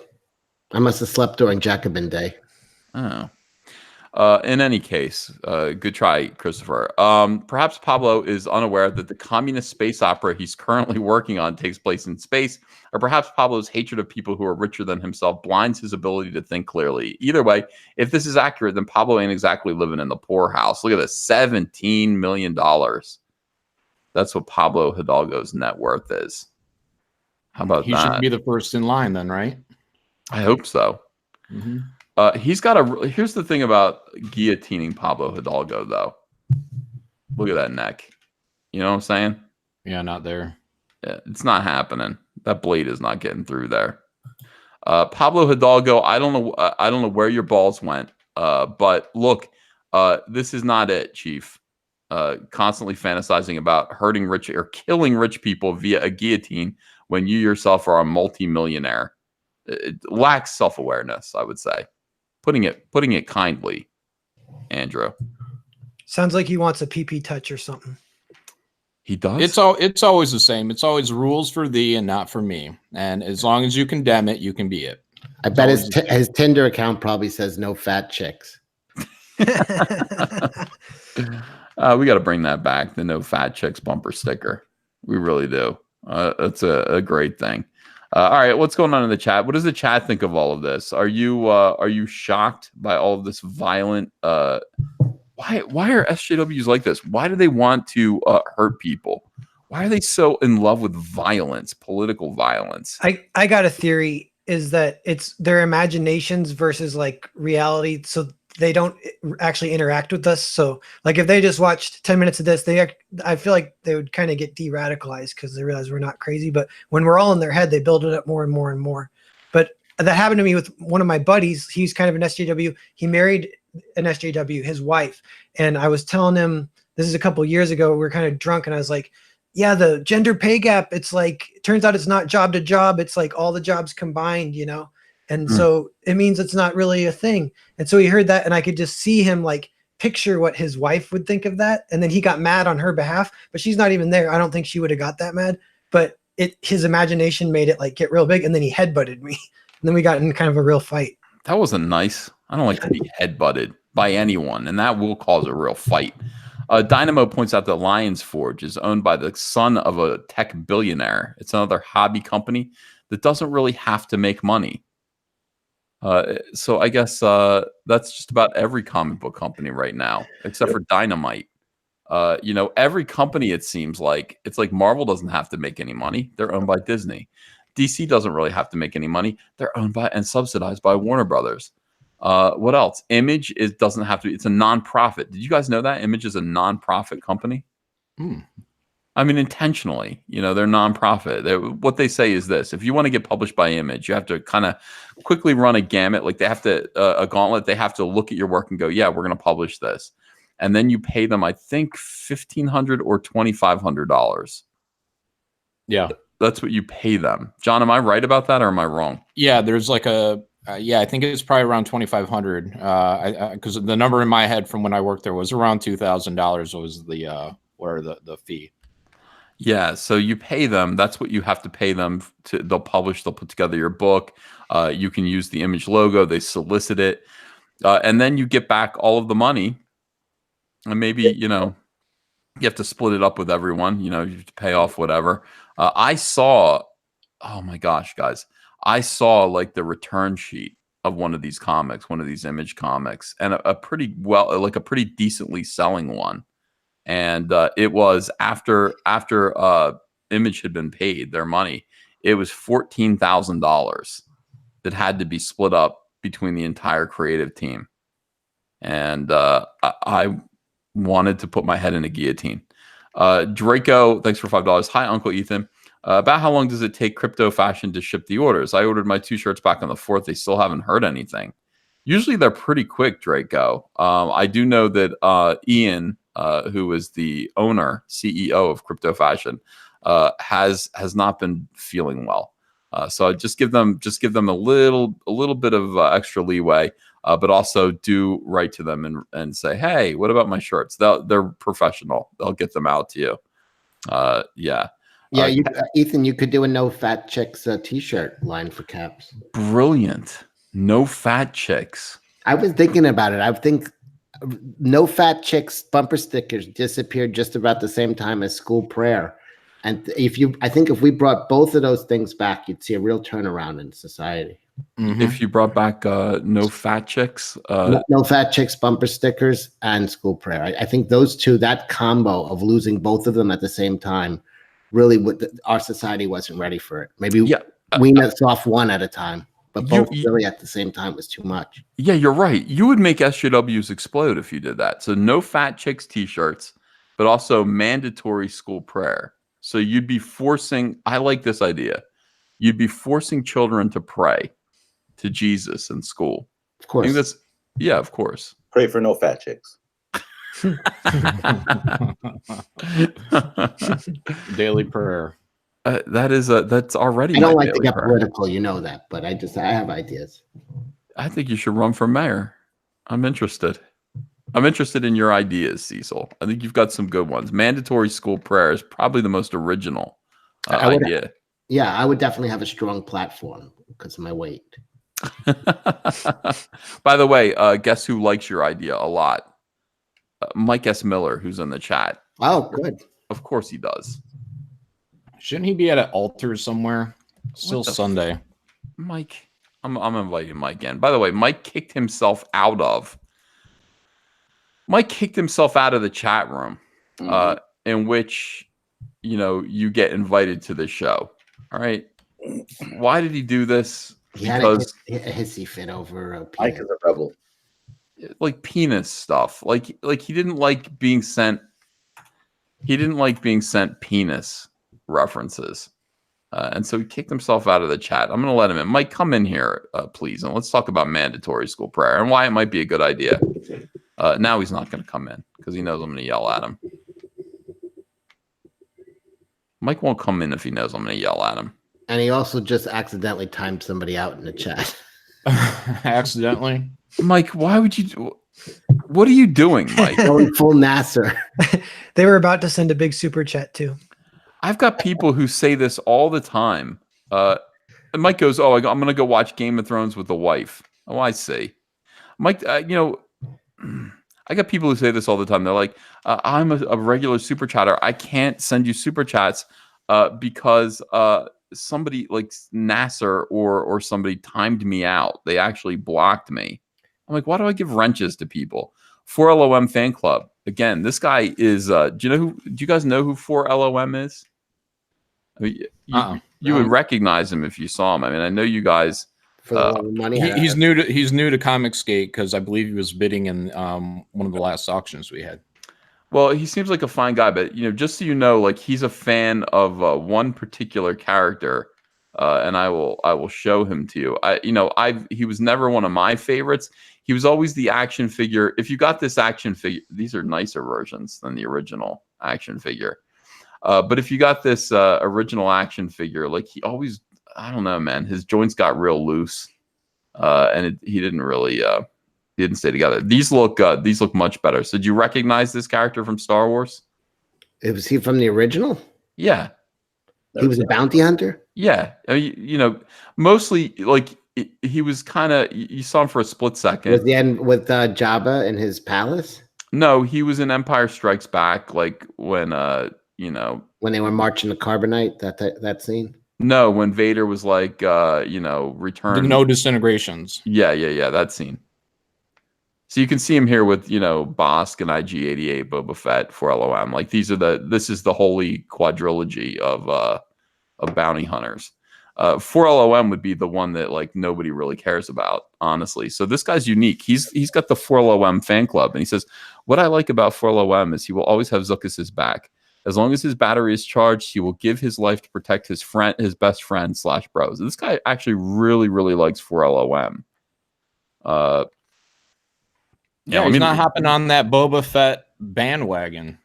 No, let me look up. Somebody's saying look up the vintage, and you're gonna get to see that. Yeah, do you remember this now? This sucks, man. The original action figures now, when you look back at them, they aren't good.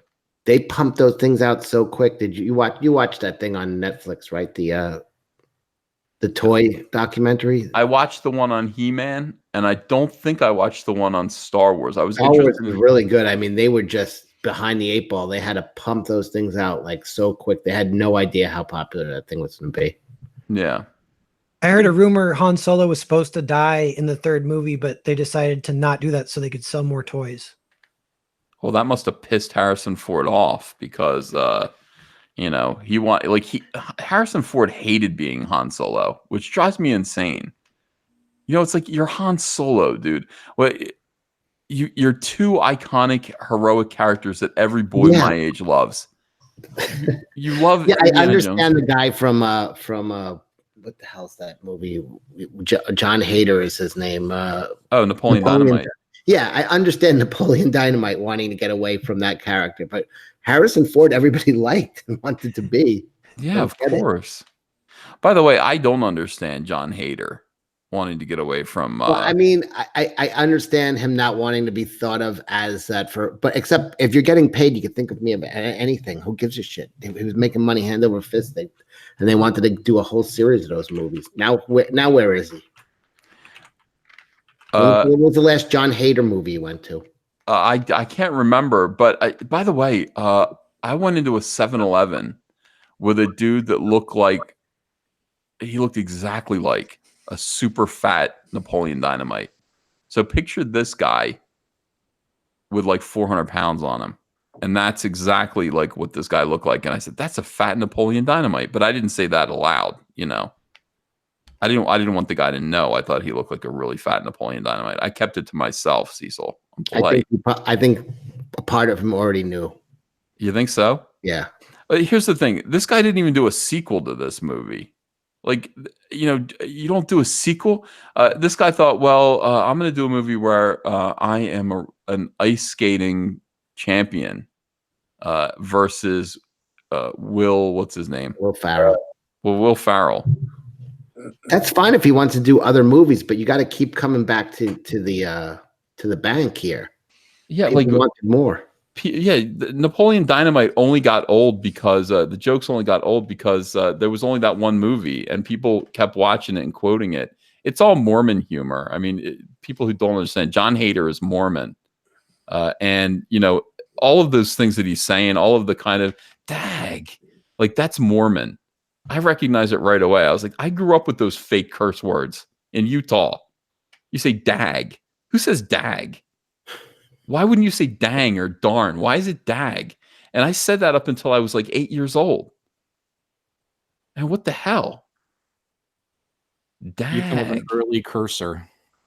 Yeah. Did you get your mouth Right. washed out for that language, Ethan? I got my mouth washed out one time for saying the N-word when I was a kid. What was that? Nebraska? Necrophilia. No, it was the N-word. It was the serious N-word. I was 3 years old. I've told this story, man, 3 or 4 years old. And some kid next door taught me that word. He taught me that word. And I just went, okay. And I said it to my mom, and she was horrified. And she actually did that whole thing. She stuck a bar of soap in my mouth. She didn't do it like Ralphie on Christmas Story. She actually rubbed it around. She literally cleaned my mouth out. I never said it again. Good lesson. Never. But by the way, having said that, somebody's going to produce, an SJW is going to produce tape of me at 3 years old saying the N-word. That one tape. Here it is. Here's Ethan saying the N-word. Did you know that Renfamous, that she did that Snapchat filter too? How'd she look? Here, I'll show you. Let's see. I don't know if you want to lock on me real quick. Yeah, hold on. All right. I don't know. I guess it turned out all right. Here we go. Yeah. See, plus or minus. Plus or minus. She's been losing some weight. That's the angle. Yeah, that's pretty harsh. No, I man. don't think she is losing weight. Somebody put a picture she posted today where she was doing a cosplay, but the belt didn't fit around, so she has it like taped but not connected. Did you see that? Extension. What is this? There's a picture she posted, but she's in a cosplay with a hammer, saying like she's gonna get comic skaters or something. Oh yeah, that was her. Yeah. But if you look at the belt, it doesn't go all the way around her waist. It's like just glued and not connected because you could. Yeah, it's true. I was like, popped belt buckle. Big oof. So she had a belt that she used to wear with that costume, and it's not working anymore. So she just kind of like glued it, and there's a little gap that it doesn't actually connect. That's vile. I saw it. It said the back of her jacket said F ComicsGate. Yeah, that's the one. If you pull that picture up, take a look at the belt around it. Is this why the SJWs are so angry? It's because she keeps getting suspended? Yeah. Like they're supposed to be suspending us. Like we're supposed to be deplatformed. And unfortunately, it's not happening that way. Like, for goodness sakes, they're the ones getting deplatformed and suspended. So surely the next step is violence, right?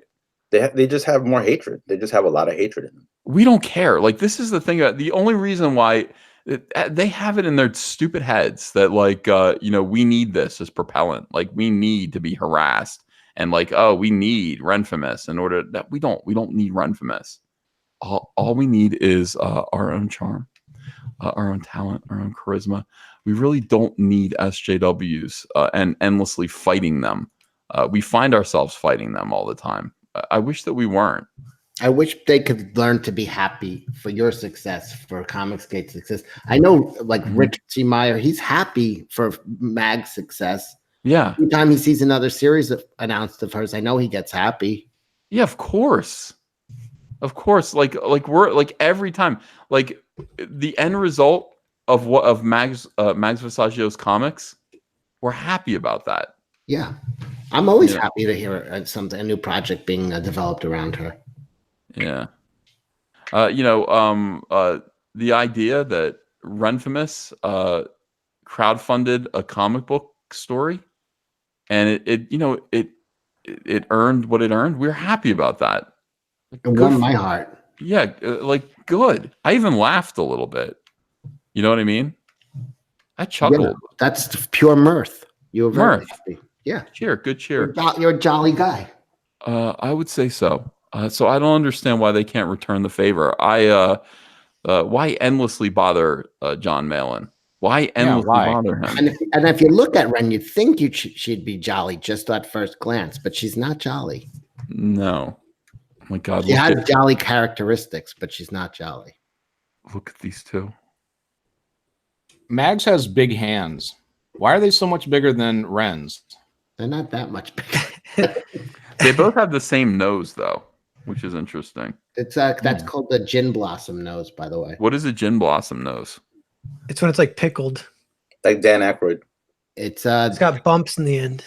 it's a little bulbous. What is that from? How is that just Usually it's from alcohol, that's why. It's from alcohol? You get that nose from drinking? Yeah. Cocaine. Cocaine? No, Yeah. I think it's from drinking. Really? Yeah. Oh, for goodness sakes.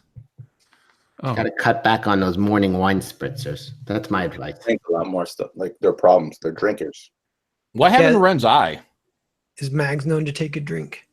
Ren's doing the satanic eye, all-seeing eye thing. They're What also is those are devil horns. They're flashing too. They're basically dog whistling to satanic Hollywood. They're like, let us in. We're one of you. I like dog whistling. That's my favorite thing that they made up.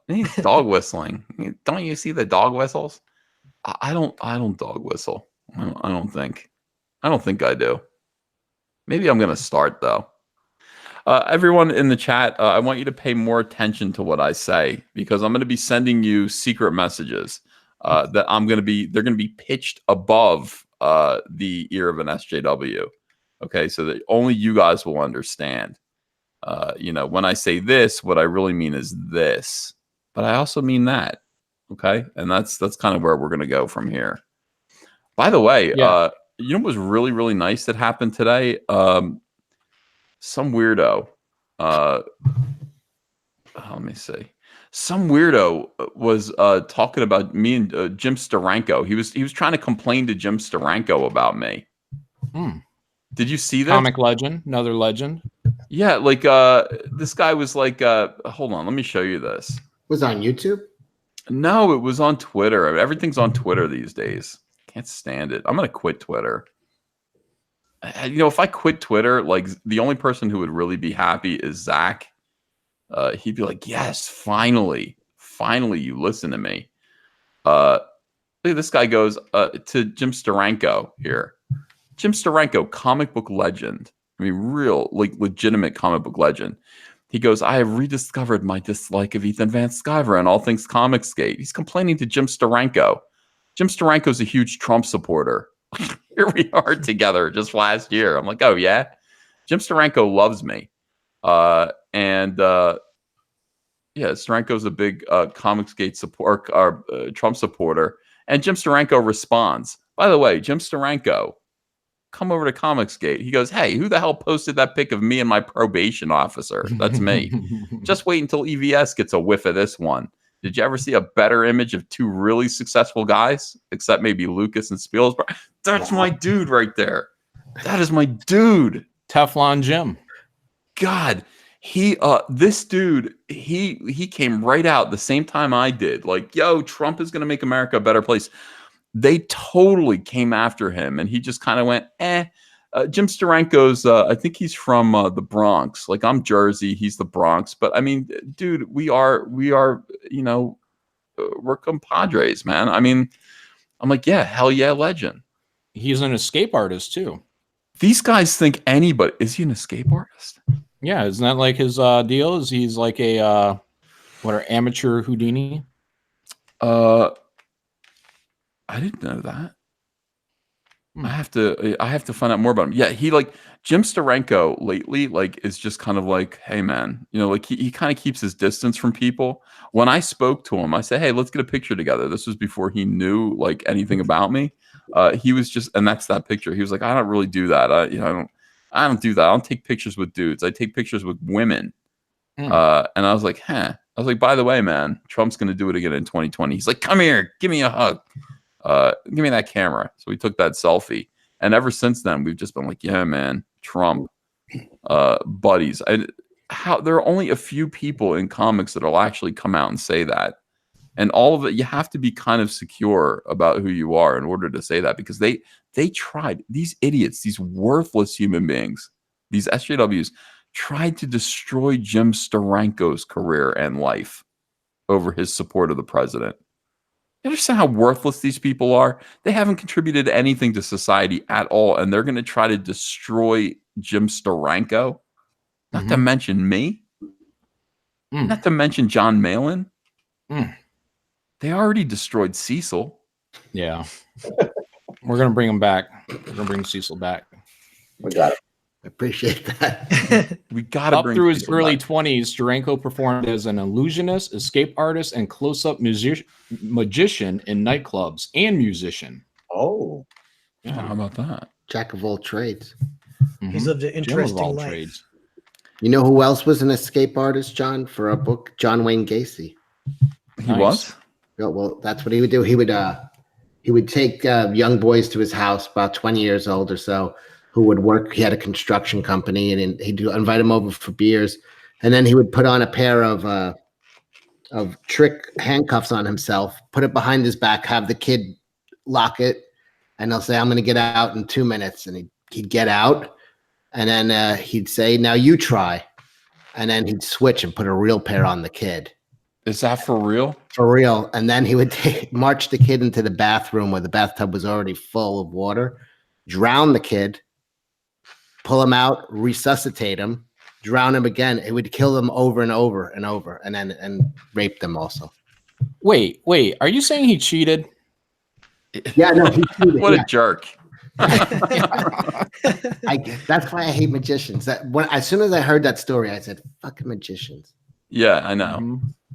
They're always sneaky like that. I'm going to be John Hader. I'm going to quit doing ComicsGate, and I'm just going to go do a movie. He only did it to about 23 guys, I think, maybe 30. But it was pretty much the same thing. Anyway, we got to put that in the book, John. Yeah.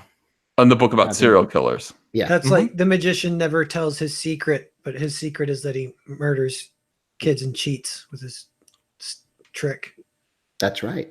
Yeah, Bundy is the brains of the operation. If it's like Ocean's 11, then Bundy is kind of like, the brains. He's got it all figured out. Yeah, He's the I'm face thinking man. like A-Team. He'd be Hannibal, and of course Bundy would be Face. Yeah. Yeah. Who would be the muscle? Well, Dahmer. Who's that would guy have- about to make out with you, Ethan?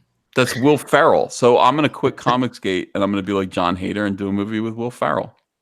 That's what I have decided. Starting now. So I'm sorry, guys. What is my movie going to be about? Well, I think Cecil has a pretty good idea. The John Wayne Gacy story.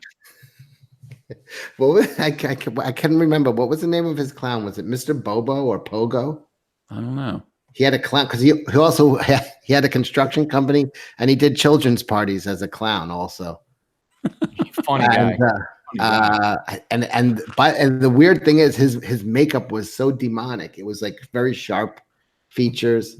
Anybody know what it was? Anybody in the chat? I think Pogo. Yeah, Mr. Pogo. Pogo the clown. Christopher Nicholson just gave me $10. He's the guy who insulted me earlier. He says, I reported this Renfamous tweet, archive.fo/10 minutes, blah. Later, her account is banned. Maybe it was the misgendering thing again, but defamation would stick better if Twitter had principles. Yeah, I don't really care, honestly. I don't care. Just get her out of here. I don't care what she's banned for. Here's the thing about Renfamous getting suspended, honestly. She needs to go. She is misusing the platform. She's being abusive to people. I think finding little sly reasons why she should get away with it is no good. She is actually legitimately a troll. She's a paid troll. She is paid to do what she does. She makes full time. I mean, she does it. That's nonstop what she does. I don't see any reason why she should be allowed to perpetuate what she does. She's not bringing any happiness or joy except as a bully. Rather than allow this woman to use the platform continuously as a bully, she needs to be removed from it. And yeah, Twitter's own rules should be utilized to do that, to pry her like the barnacle she is, like the cancer that she is. from the body Twitter and set free. What do you think of that, Narwhal? True or false? True. True. Simple. True. Yeah, So Yellow Flash like cataloged 1 day's worth of her tweets. It was like 300 in a day. that's a lot of tweets. It's insane.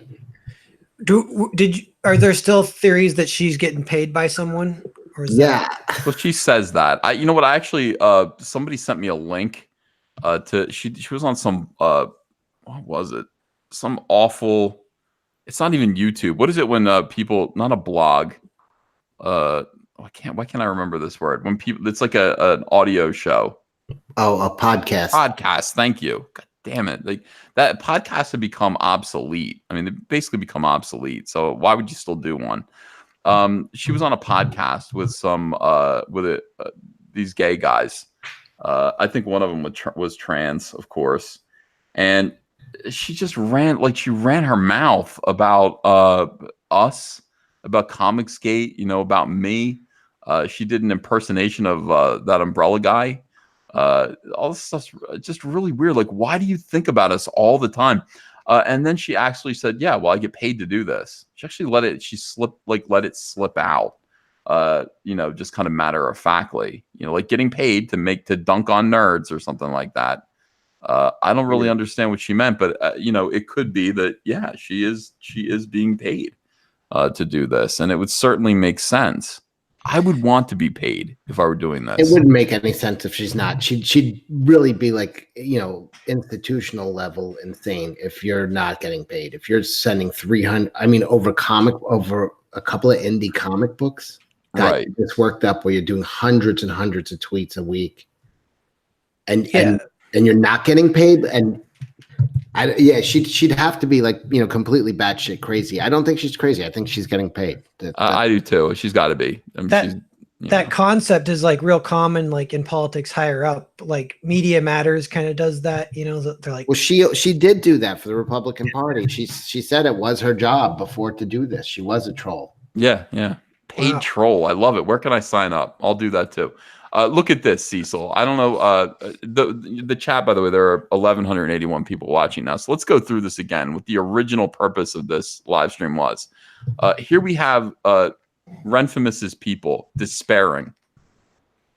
They're despairing over the fact that Renfamous continually gets suspended, kicked off of the platform because she keeps misusing the platform. And they have a goal. I mean, their goal is to just destroy me in particular. But all of you, basically everyone in the chat, they're out there trying to make your life hell. And this person, Ben from Canada, is very upset. And I sympathize. I sympathize with Ben from Canada while I float around in my new swimming pool. I got one of those inflatable rafts, Cecil. So I'm reading. I was on the inflatable raft. I was reading a book by William F. Buckley, McCarthy's Enemies. And having a nice drink, having a cocktail, and floating around in my pool in sunglasses and just enjoying reading about Senator McCarthy's enemies. So I sympathize with Ben and his upsetness. Christopher Nicholson, thanks for $5. Wasn't insulting you, was agreeing with you about the pronunciation of guillotine. My comment was directed at chatters arguing with me. Oh, okay, thanks, Christopher. I misunderstood you. This guy, Ben, says, blocking and reporting hasn't been working, though. And when we have blue checks leading this campaign, I'm sorry, I'm all out of hope. Have been for a while. Blue checks, it turns out he's referring to me, Cecil. Because I have a blue check mark on Twitter, and that makes me ultra powerful. That means I'm super cyan. It also draws their attention. Yeah. It's always the smallest things that make them lose all hope. Yeah, seeing a blue check next to a name. He's not bleeding. We've tried everything, and it's not working. Edwin, come on in here. Edwin Boyette's in the chat. Come in here, brother. So blocking and reporting hasn't been working, though. And there's super powered people leading this campaign, which is ComicsGate. I'm sorry. I'm all out of hope. Have been for a while. Chrissy. This guy's clearly mentally ill. And Chrissy is also mentally ill, but she's evil. Okay, so I think this guy's damaged. Chrissy is evil. So watch what she says. She goes, this doesn't really involve hope, though. If you see something that needs to be reported, report it. And blue check marks are irrelevant, honestly. Blue checks are impacted by a lack of attention, same as everyone else. No, I'm not. I'm not impacted by a lack of attention. Not from you. I think if my fans stopped paying attention to me, I would be impacted by that. But people who hate me and want to destroy my life, no, I would be impacted in a positive way if you stop paying attention to me. Jag, thanks for $5. She spent so much time posting instead of filter feeding krill and plankton. She can't lose any weight. How? This is important. This is important to point out. Yeah, you need to filter feed krill when you're a blue-haired land whale. You should not be doing this. Ben says, I do, and nothing comes of it. It's very deflating. It's very deflating. So he's tried not bothering me, and he's upset that I'm not dead. How did I not die? He stopped. Like, surely not paying attention to me should have killed me, and it didn't. Still there. Yeah, he's very deflated by that. You ever see like a blow up animal? One of these. You ever see a blow up woman, an inflatable girlfriend? Yes. Oh yeah. Get deflated all the time. What does that look like? Let's see. Inflatable girlfriend. Like a balloon when you let the air out. It's like a giant zips around the living room for a little bit. Deflated. I hope this isn't porn. Wait, maybe I should start ignoring you so I could use a little deflation. Yeah, me too, honestly. I should start ignoring myself. Okay. I don't know. This might be porn. No, I don't think it's porn. All right, let me show this to you. So I want you to picture Ben. Ben has tried not bothering me. Hi, Edwin. Welcome. Hey, Ethan. All right, so this guy, Ben has tried ignoring me, and it hasn't worked. I'm not dead, and this is Ben right now. Okay, this image right here is Ben, deflated. I feel so deflated. Yeah, why? He won't. What So Edwin, use that expression to describe your state of mind. Yeah, I wouldn't even think of that. Like it's deflating. Like I was all puffed up and excited about this person's life being destroyed. They all speak the same. What was Wendig saying? Wistful. Wistful. Good vocabulary. Good vocabulary on. So Edwin, this is Renfamous and her friends. Well, just Renfamous's friends, but specifically Chrissy. Do you know who Chrissy is? I seem to recall this person being associated with their circle, and then wasn't she involved in targeting Tug's family, or allegedly involved in targeting Tug's family? Yes, she was. We'll select our words carefully, I suppose. Yeah. It's a lawyer's job, and it's also the police. It's their job to. We'll just say allegedly. We'll say allegedly. So this guy, Edwin, this guy is like, look, we've been doing everything to try to destroy Ethan Van Sciver, and it's not working. Okay, he can't keep getting away with it. He can't keep getting away with it. And she says, don't worry, just ignore him. And Ben says, I do ignore him, and nothing happens. It's very deflating. Chrissy goes on, this guy's clearly psychotic. Chrissy is evil. All right, that's the difference between these two people. And Chrissy is manipulating him, if you watch this, okay? Take care of yourself, first and foremost, always. You don't need to be optimistic. You just need to be true to yourself. So in other words, whatever dimwit, dim bulb, psychotic idea you have, be true to it. You're mentally ill. It's clear that you're mentally ill, and your mental illness is untreated. Be true to yourself. Is that good advice to give to a mentally ill person? It's terrible. If you have a deformed persona and or something that resembles mental illness, no, you should not be true to yourself. You should seek help. Exactly. She's saying, like, be true to the brainwashing that we're trying to put through you right now. I've spoken with this kid on Twitter before, or a young man, because he's had a tendency to say use some really violent imagery and suggesting that violence needs to be done to people. So this is kind of a pattern for this kid. Oh, it's unfortunate. This kid in particular, Ben from Canada? Yeah, Ben from Canada. He likes to call ComicsGate Nazis a lot. He needs to probably get off of Twitter. Who would have guessed that frog-based comic books that no one is required to read Yeah. Well, they would are. I make mean, people lose their ever-loving minds, allegedly. Allegedly, yeah. It's because what's the reason for this? It's because we're I showing. have no idea. Do you remember? Do you remember? You all remember because you're men. You've seen Annie from 1982 many times. Avi Fagan, thanks for $1. Appreciate that.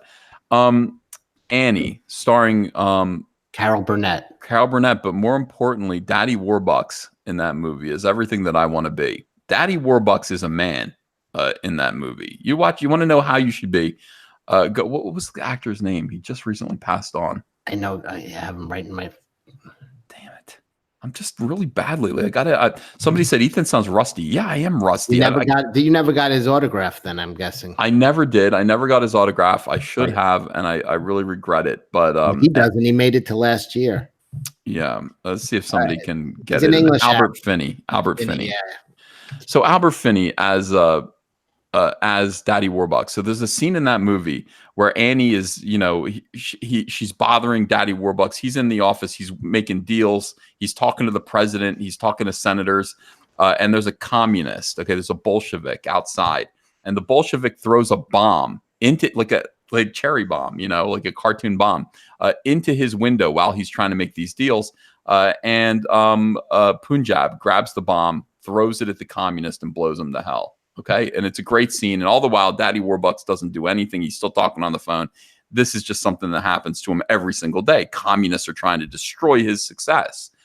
And then he goes, why would Bolsheviks try to kill Daddy Warbucks? Why?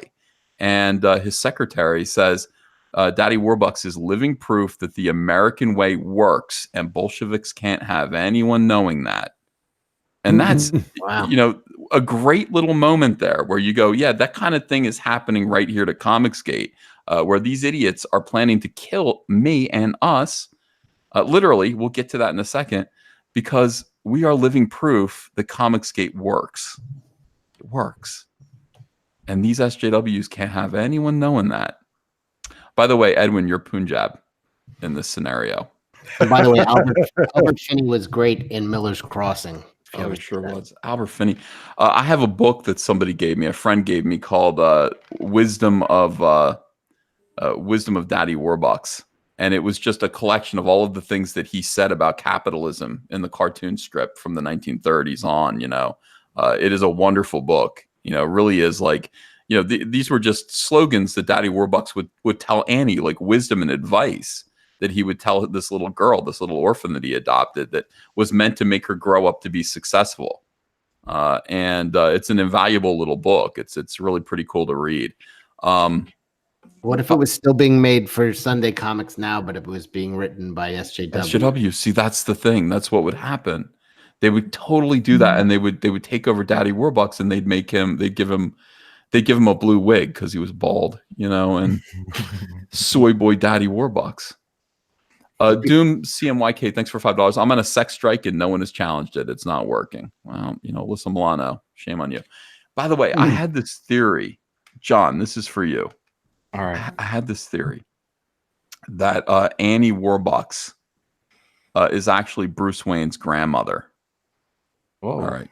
Now here's why. You want to know where the Wayne Foundation money came from. Mm-hmm. Little Annie Warbucks would be her name. She inherited Daddy Warbucks' billions, and then she married Alan Wayne, okay, and became Annie Wayne. And they combined their fortunes together, and eventually, boom. So I love the idea. And by the way, she would still be alive. I wanted to do a whole story where Bruce meets his still living grandmother. Her name's, Anne. Her name's Anne Wayne. And it turns out that her name was previously Annie Warbucks. And she's like, we're both orphans. And by the way, my eyes are blank white too, just like yours. Just like his in the costume. Yeah. Yeah. So I don't know. That'd be kind of cool. Yeah. She's the right age, right? She's from 1930s when she was like a little preteen. So she could have been Bruce Wayne's grandmother, I guess. When did the first Batman comic come out? 1939, but of course, that's everything kind of moves forward. Like, Bruce Wayne was not born in 1939. Yeah. But how cool is that? Like, Daddy Warbucks would be Bruce Wayne's great grandfather. Yeah. That would have been a great Easter egg to put in a background of Wayne Manor. Yeah. Who's playing guitar? We are whales. We eat krill.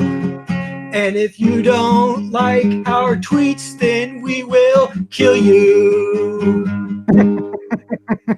No fat chicks, no fat chicks, no fat chicks, no fat chicks. That's all I got. Number one hit right there. It's a start, I like the no fat chicks chorus. It needs the chat's going nuts. All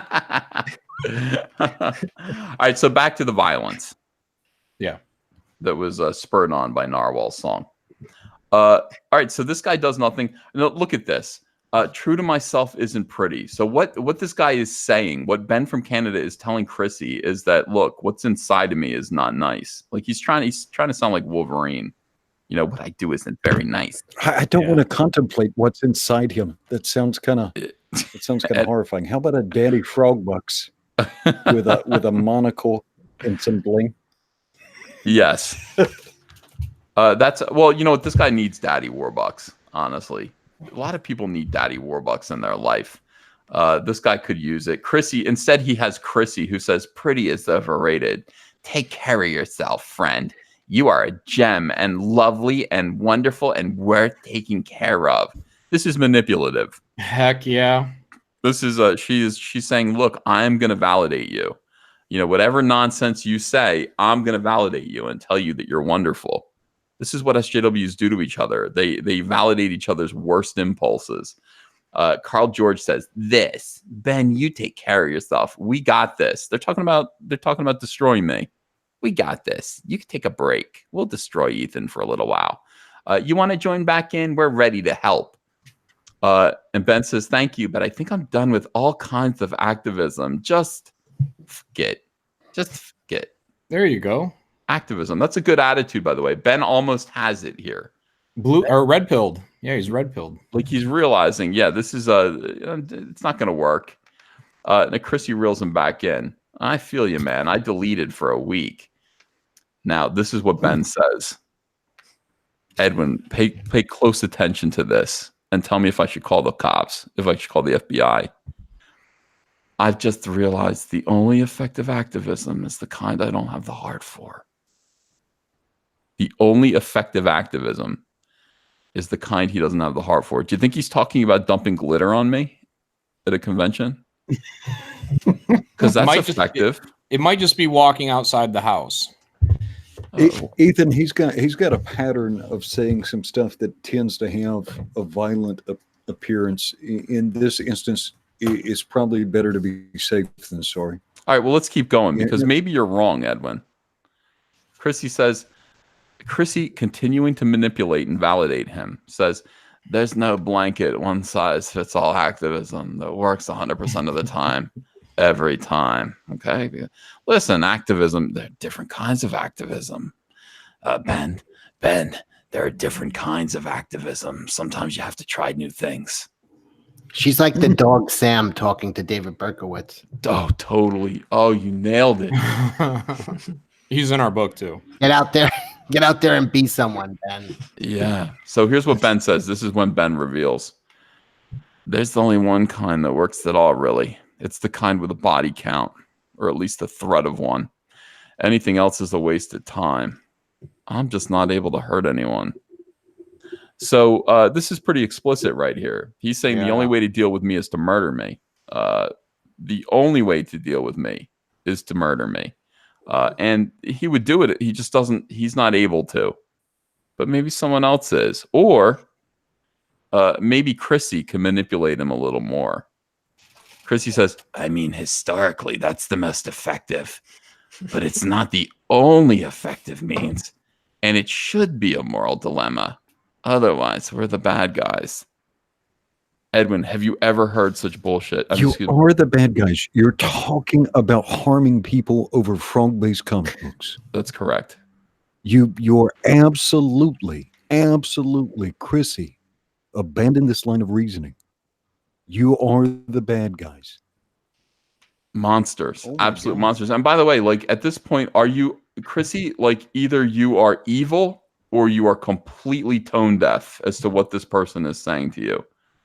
This person is saying maybe we should resort to murder. And you're saying, well, let's think about it pretty hard first before we do. Otherwise, let's not put a hard no on that. We'll put a pin in it for later. Yeah. we should feel bad about it. If we might have to, we're decent people though. We're going to feel bad about it. It's a moral quandary. It's a dilemma. And we're the good guys. So when we kill someone over their comic book, it needs to be something thought about long and hard. And she is actually, Chrissy, I don't believe Chrissy is mentally, well, she might be mentally ill.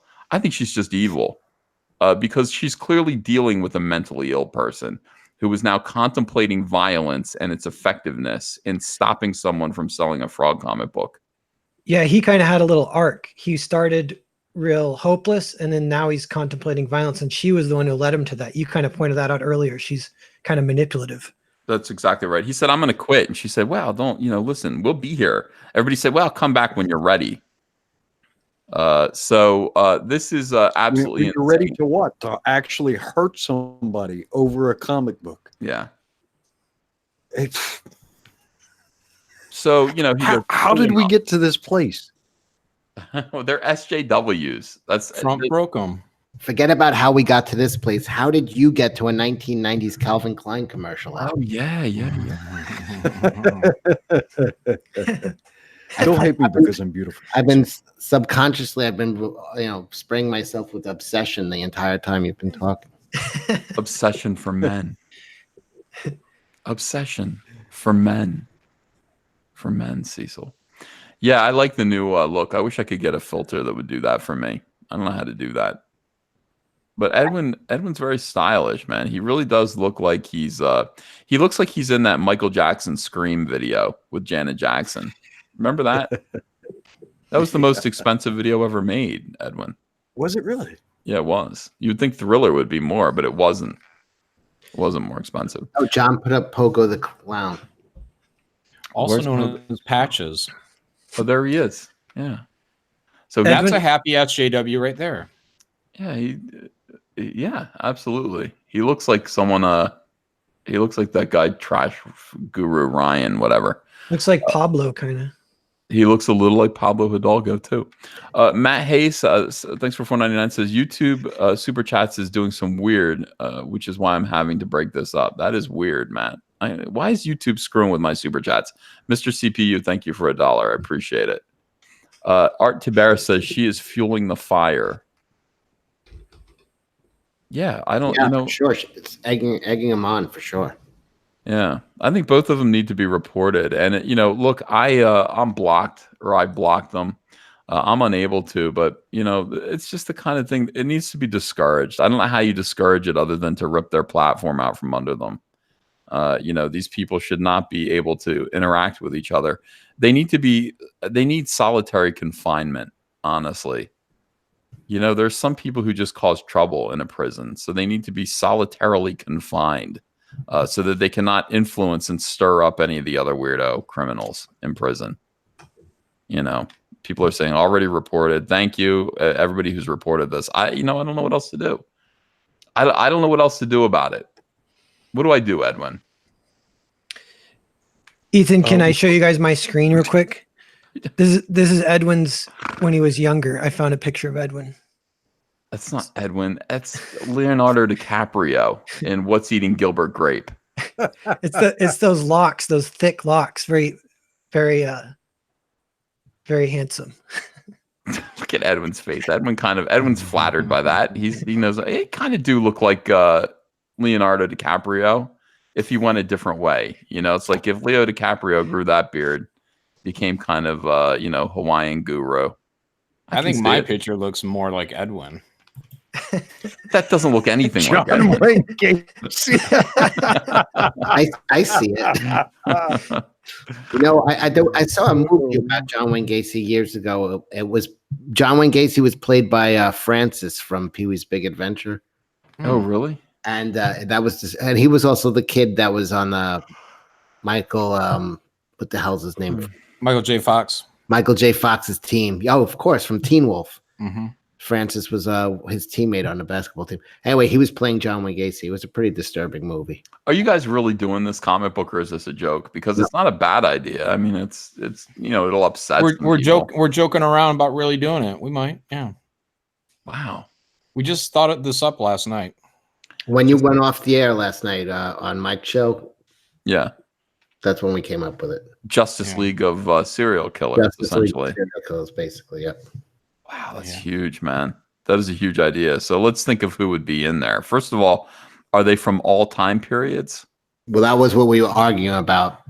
I wanted to somehow get Jack the Ripper, but John is strict. They wanted to do this totally random LOL. Let's get a time machine and Bill and Ted this whole thing up.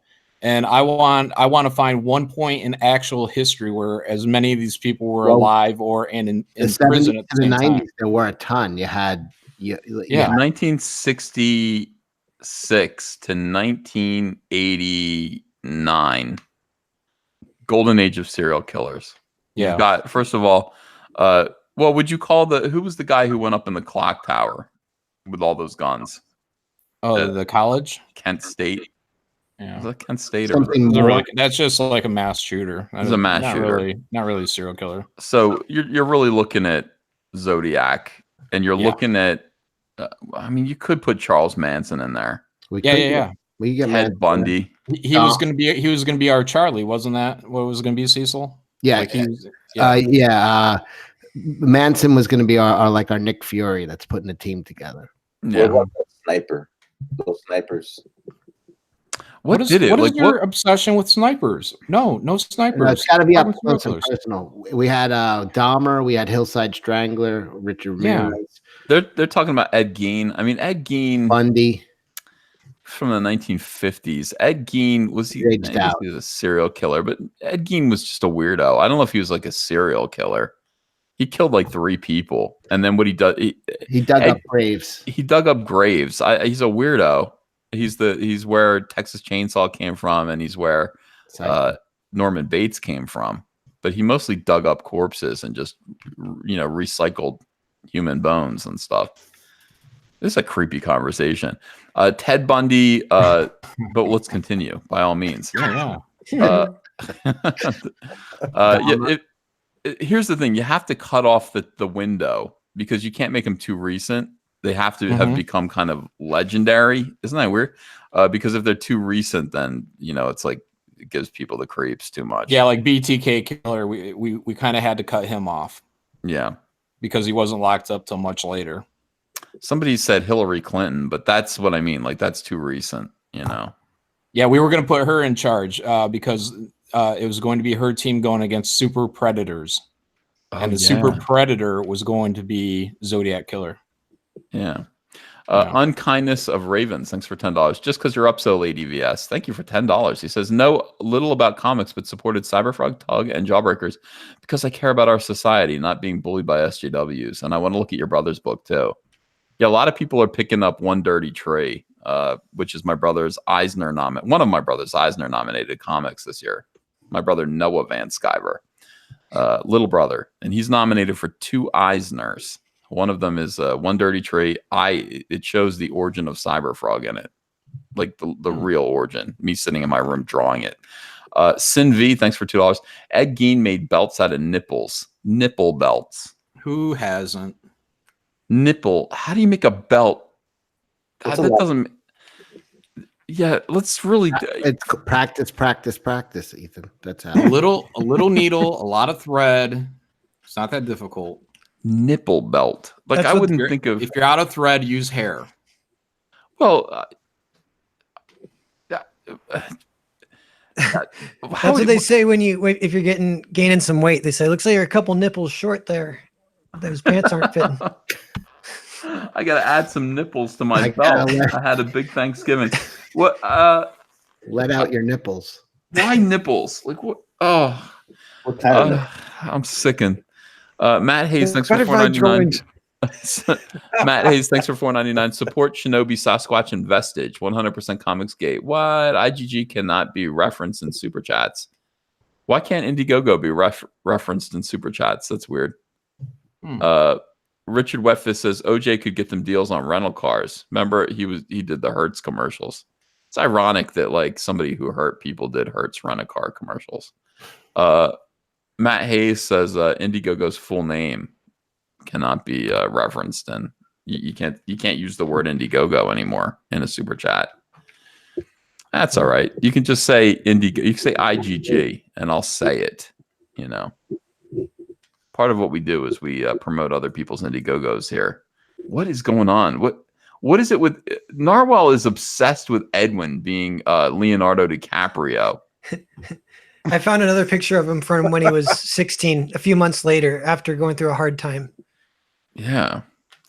By the way, Mike Jenkins in the chat says One Dirty Tree was very good. Incredible contrast of two creative brothers on similar but very different creative paths. Yeah, Noah, my brother Noah, he was doing paintings. He was doing like not very good, like portraits of people for money, and it wasn't very like I sold this one for $40, and I said to him, I said, you used to do those chicken cartoons when I was doing Cyberfrog. You really should get into comics. It's like 2005. You should really get into comics and start doing those cartoons again. And he started doing his book Blammo, just combining whatever he felt like writing about. And it was a big hit. And, you know, he's gotten better and better. The kid is brilliant. The kid is absolutely brilliant. And part of me thinks that being deprived, when you read One Dirty Tree, you'll see how poor we were. Being deprived of material goods and wealth kind of forces a kid to learn how to do stuff. Because, yeah, how to make nipple belts, for example. Mm-hmm. You know, Ed Gein probably didn't have much in the way of money. He lived on a farm. So he used what he had, Edwin. They didn't have Game Boys back then. No, but they had human skulls. Right. You know, so he did what he had to do. Matt Hayes says, hail Valkyrie's Day to all you beautiful moms. Absolutely. Valkyrie's Day for Mother's Day. Richard Wetfist says, Edwin, draw Narwhal like one of your French ladies. I found a pic of me and Edwin. Oh, that's late night. I think Edwin might disagree. Yeah. Oh, I'm going to use that hashtag now. Visible women. Explain yourself, God. Edwin. It's clearly you. Yeah. It's that hair. It's those thick locks. That's how I know it's him. That is not Edwin.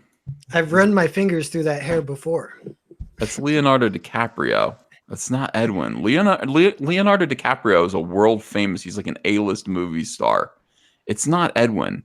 Edwin is. We all love Edwin, but he's not an A-list movie star. He's like B or C list. They were separated at birth. Whoa. It's not fair, the universe that Edwin's been put in, to not have him claim his rightful throne at the top of Hollywood. Yeah. At best, I would be in like one of those corporate videos. And that's the way you file your TPS report.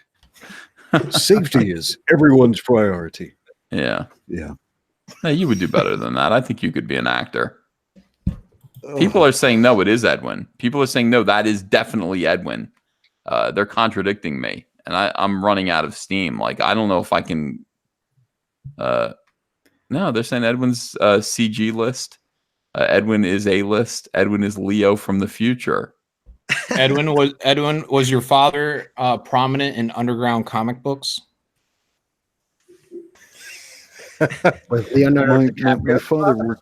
My father worked for a secret agency for the United States Army and killed people. So no, he was. Well, it used to be a secret, you blabbermouth. Mm. Well, it's a defunct agency, and it's been decades ago. Doesn't matter. I don't know a lot of these serial killers. A protocol. They're cleaning up now. They're sending out button men to clean up everything. Gangs of Hawaii. Yeah. All right, so here's a serial killer list. I'm going to go through this and let's decide who belongs. Nice. Okay, there are pictures here. All right, so if you look up serial killer list on Google, you're going to get this. Ted Bundy, obviously. Yes. Jeffrey Dahmer, Yep. obviously. Big fan. A-list, A-list. Richard Wetfist says Edwin is the Greg Evigan of ComicsGate. Gary Ridgway, is that the BT? BT? I think that's BT. No, it's not. Who is That's Raider. Dennis Rader is BTK. Oh, Well, then who's? is Ridgway the Green River? Who is he? Click on I it. don't even know who the Green River Killer is. I've heard about him, but I've never watched like 6 or 7 documentaries about I him. thought Cecil was the Green River Killer. I'm just not that motivated. No. Richard Ramirez, though. That's the That's the Night Stalker. Oh, Night Stalker. Look at him. That man. guy's That pretty is creepy spooky. looking. Yeah. Yeah, like that's Ridgway is the Green River Killer, by the way. Oh, okay. Yeah. He's the guy. Like, look, these guys you'd never suspect. You know what I mean? Like Gary Ridgway, you would never suspect. Setting off a couple of alarms. Richard Ramirez is exactly what you hope for in a serial killer. Zodiac Killer, obviously the king of serial killers. That's who we're trying to get. We're assembling a team to find the Zodiac. That is shocking. Dennis Rader, look at this guy, man. This guy looks like Breaking Bad kind of with an inflated head. Like, look at his face, man. He looks like Red from that 70s show too. Yeah. That He looks like trouble. Like you could see him like seething with rage. What did he do? What did Dennis Rader do? He tortured, and killed women. Oh, he's the BTK. Yeah. All right. All right, he's on the team. No, it's too late. I don't know. Look at this guy right here. Well, Look he at did this. go underground for a while. We could probably work. Yeah, he was killing at the same time those guys were active. Yeah. Joseph James D'Angelo. This guy looks spooky, man. This is the guy who drives the white van. I don't know who that is. Let's find out. The East Area Rapist, Golden State Killer. Yeah, they just caught him. Actually, Patton Oswalt's wife was the one who wrote a book on him, and it helped crack the case. Is that right? But she died before he got caught. Oh, is that connected? Do you think? I don't know, but it's kind of creepy. Golden State Killer is a serial killer, rapist, and burglar who committed at least 13 murders, more than 50 rapes, and over 100 burglaries in California. Wow. Yeah, and they finally, Mr. Cruel, they call him. Mr. Cruel, dude. Look at him. He looks, look at that face. Good Lord. Now, who's the Grim Sleeper? Because this guy doesn't look like he's bothering nobody. Look at him. Grim Sleeper. Break into your house and take a nap? What is... Did he not plead guilty? Because maybe he got falsely imprisoned. At least 10 minutes. Well, Grim Sleeper, is the nickname for convicted serial killer Lonnie David Franklin Jr., responsible for at least 10 murders and 1 attempted murder in Los Angeles. The attempted shouldn't count when you've killed 10 people. I remember this guy. He looks like Black John Voight. Yeah. Oh my God, you're right. He's John Voight if John Voight were black. That's weird. Good eyes. Yeah.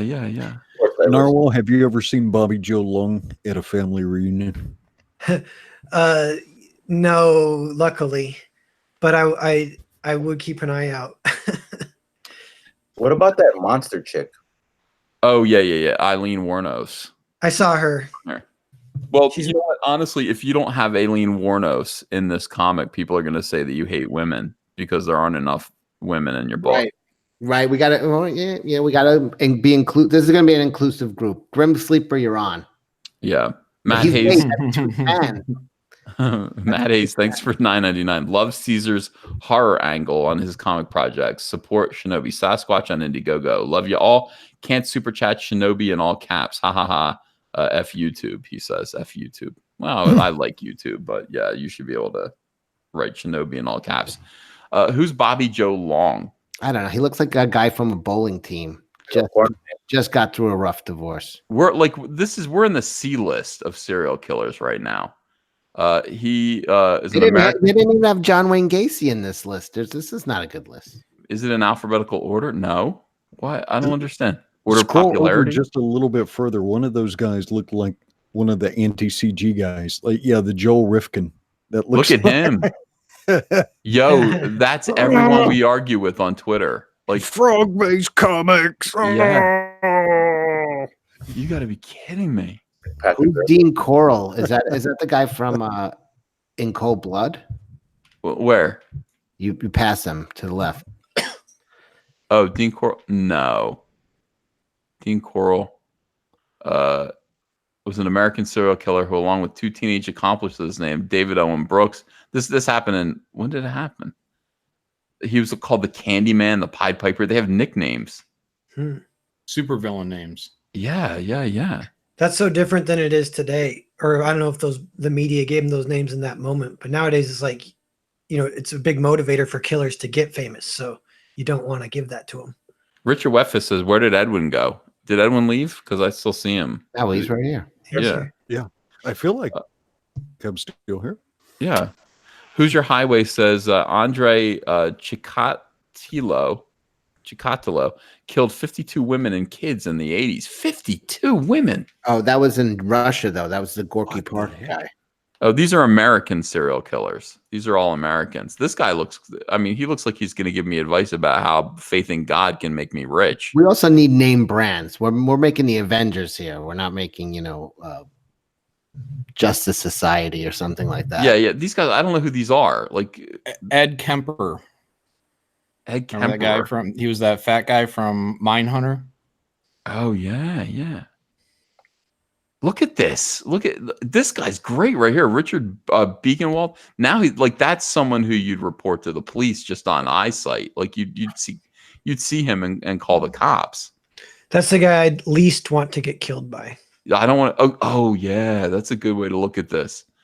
Who do you most want to get killed by, and who do you least want to get killed by? This guy's the Cleveland torso murderer, and this is the only picture they have of him is a morgue photo. Yeah, his eyes are sewn shut. I want him to kill me. You do? Wait, the guy next to him, 2 down, looks like Kramer, from what I can tell. I want Zodiac to kill me because all he does is shoot you. I can handle that. Can you really? Because he wasn't a very good shot. Most people survived. Yeah, but I want torture and rape and all that. Yeah. No, I don't want that either. Really? You don't want to go out with a bang? Literally? No, I don't. This guy's upsetting because it's like, ho, ho, ho. I'm going to kill you. Richard Francis Cottingham, American serial killer from New Jersey, who operated in New York City from 1967 to 1980. Other names, the torso killer, the butcher of, let me see more about this guy because he worries me. The torso killer, New York Ripper, the Times Square torso ripper. Imagine going to Times Square with your family and he rips your torso. Like Santa Claus rips your torso. Horrible, man. These people are horrible human beings. He is incarcerated in New Jersey State Prison in Trenton. He's not too far away from me. He's there right now. Just remember, when you're outside, you guys are both staring up at the same moon at night. I think that all the time. Yeah. Let me see here. A lot of them. There are a lot of serial killers. This guy's a serial killer from the Civil War. Felipe Espinosa. Or is he just a Civil War enthusiast? No, he was a Mexican-American murderer who killed 32 people in the Colorado Territory. Now, is he not like framed or anything because of old history or whatever? But yeah. Do you think he's framed? Like the plot of The Running Man, they make Arnold Schwarzenegger into a serial killer, but he's actually a hero. Edwin, what do you think of all these serial killers? There are a lot more than I thought. It's quite a bit. There seems to be a pattern of oddly shaped domes, though. If you say, "Oh no," do you believe in phrenology? I mean, is it? That's the study of how criminals have skull-shaped problems. Donald Leroy Evans is a good theory on that. He looks like George Yanimal. Donald DeLay. Yes, he looks like the love child of Donald DeLay and George Yanimal Steele. So many people who call me a chud on Twitter look like this guy, Scott Lee Kemble. So many people. What is a chud? What is a chud? Underground dweller. The same kind of people that say weird flex It's a Green flex. Okay, That was the incel too. Cannibalistic humanoid underground dweller. there you Yeah. Yeah. What? Zach Berger, thanks for $4.99. Look up Jake Bird, the Tacoma Axe Killer. No thanks. He's not talked about much in true crime groups, but his body count is high.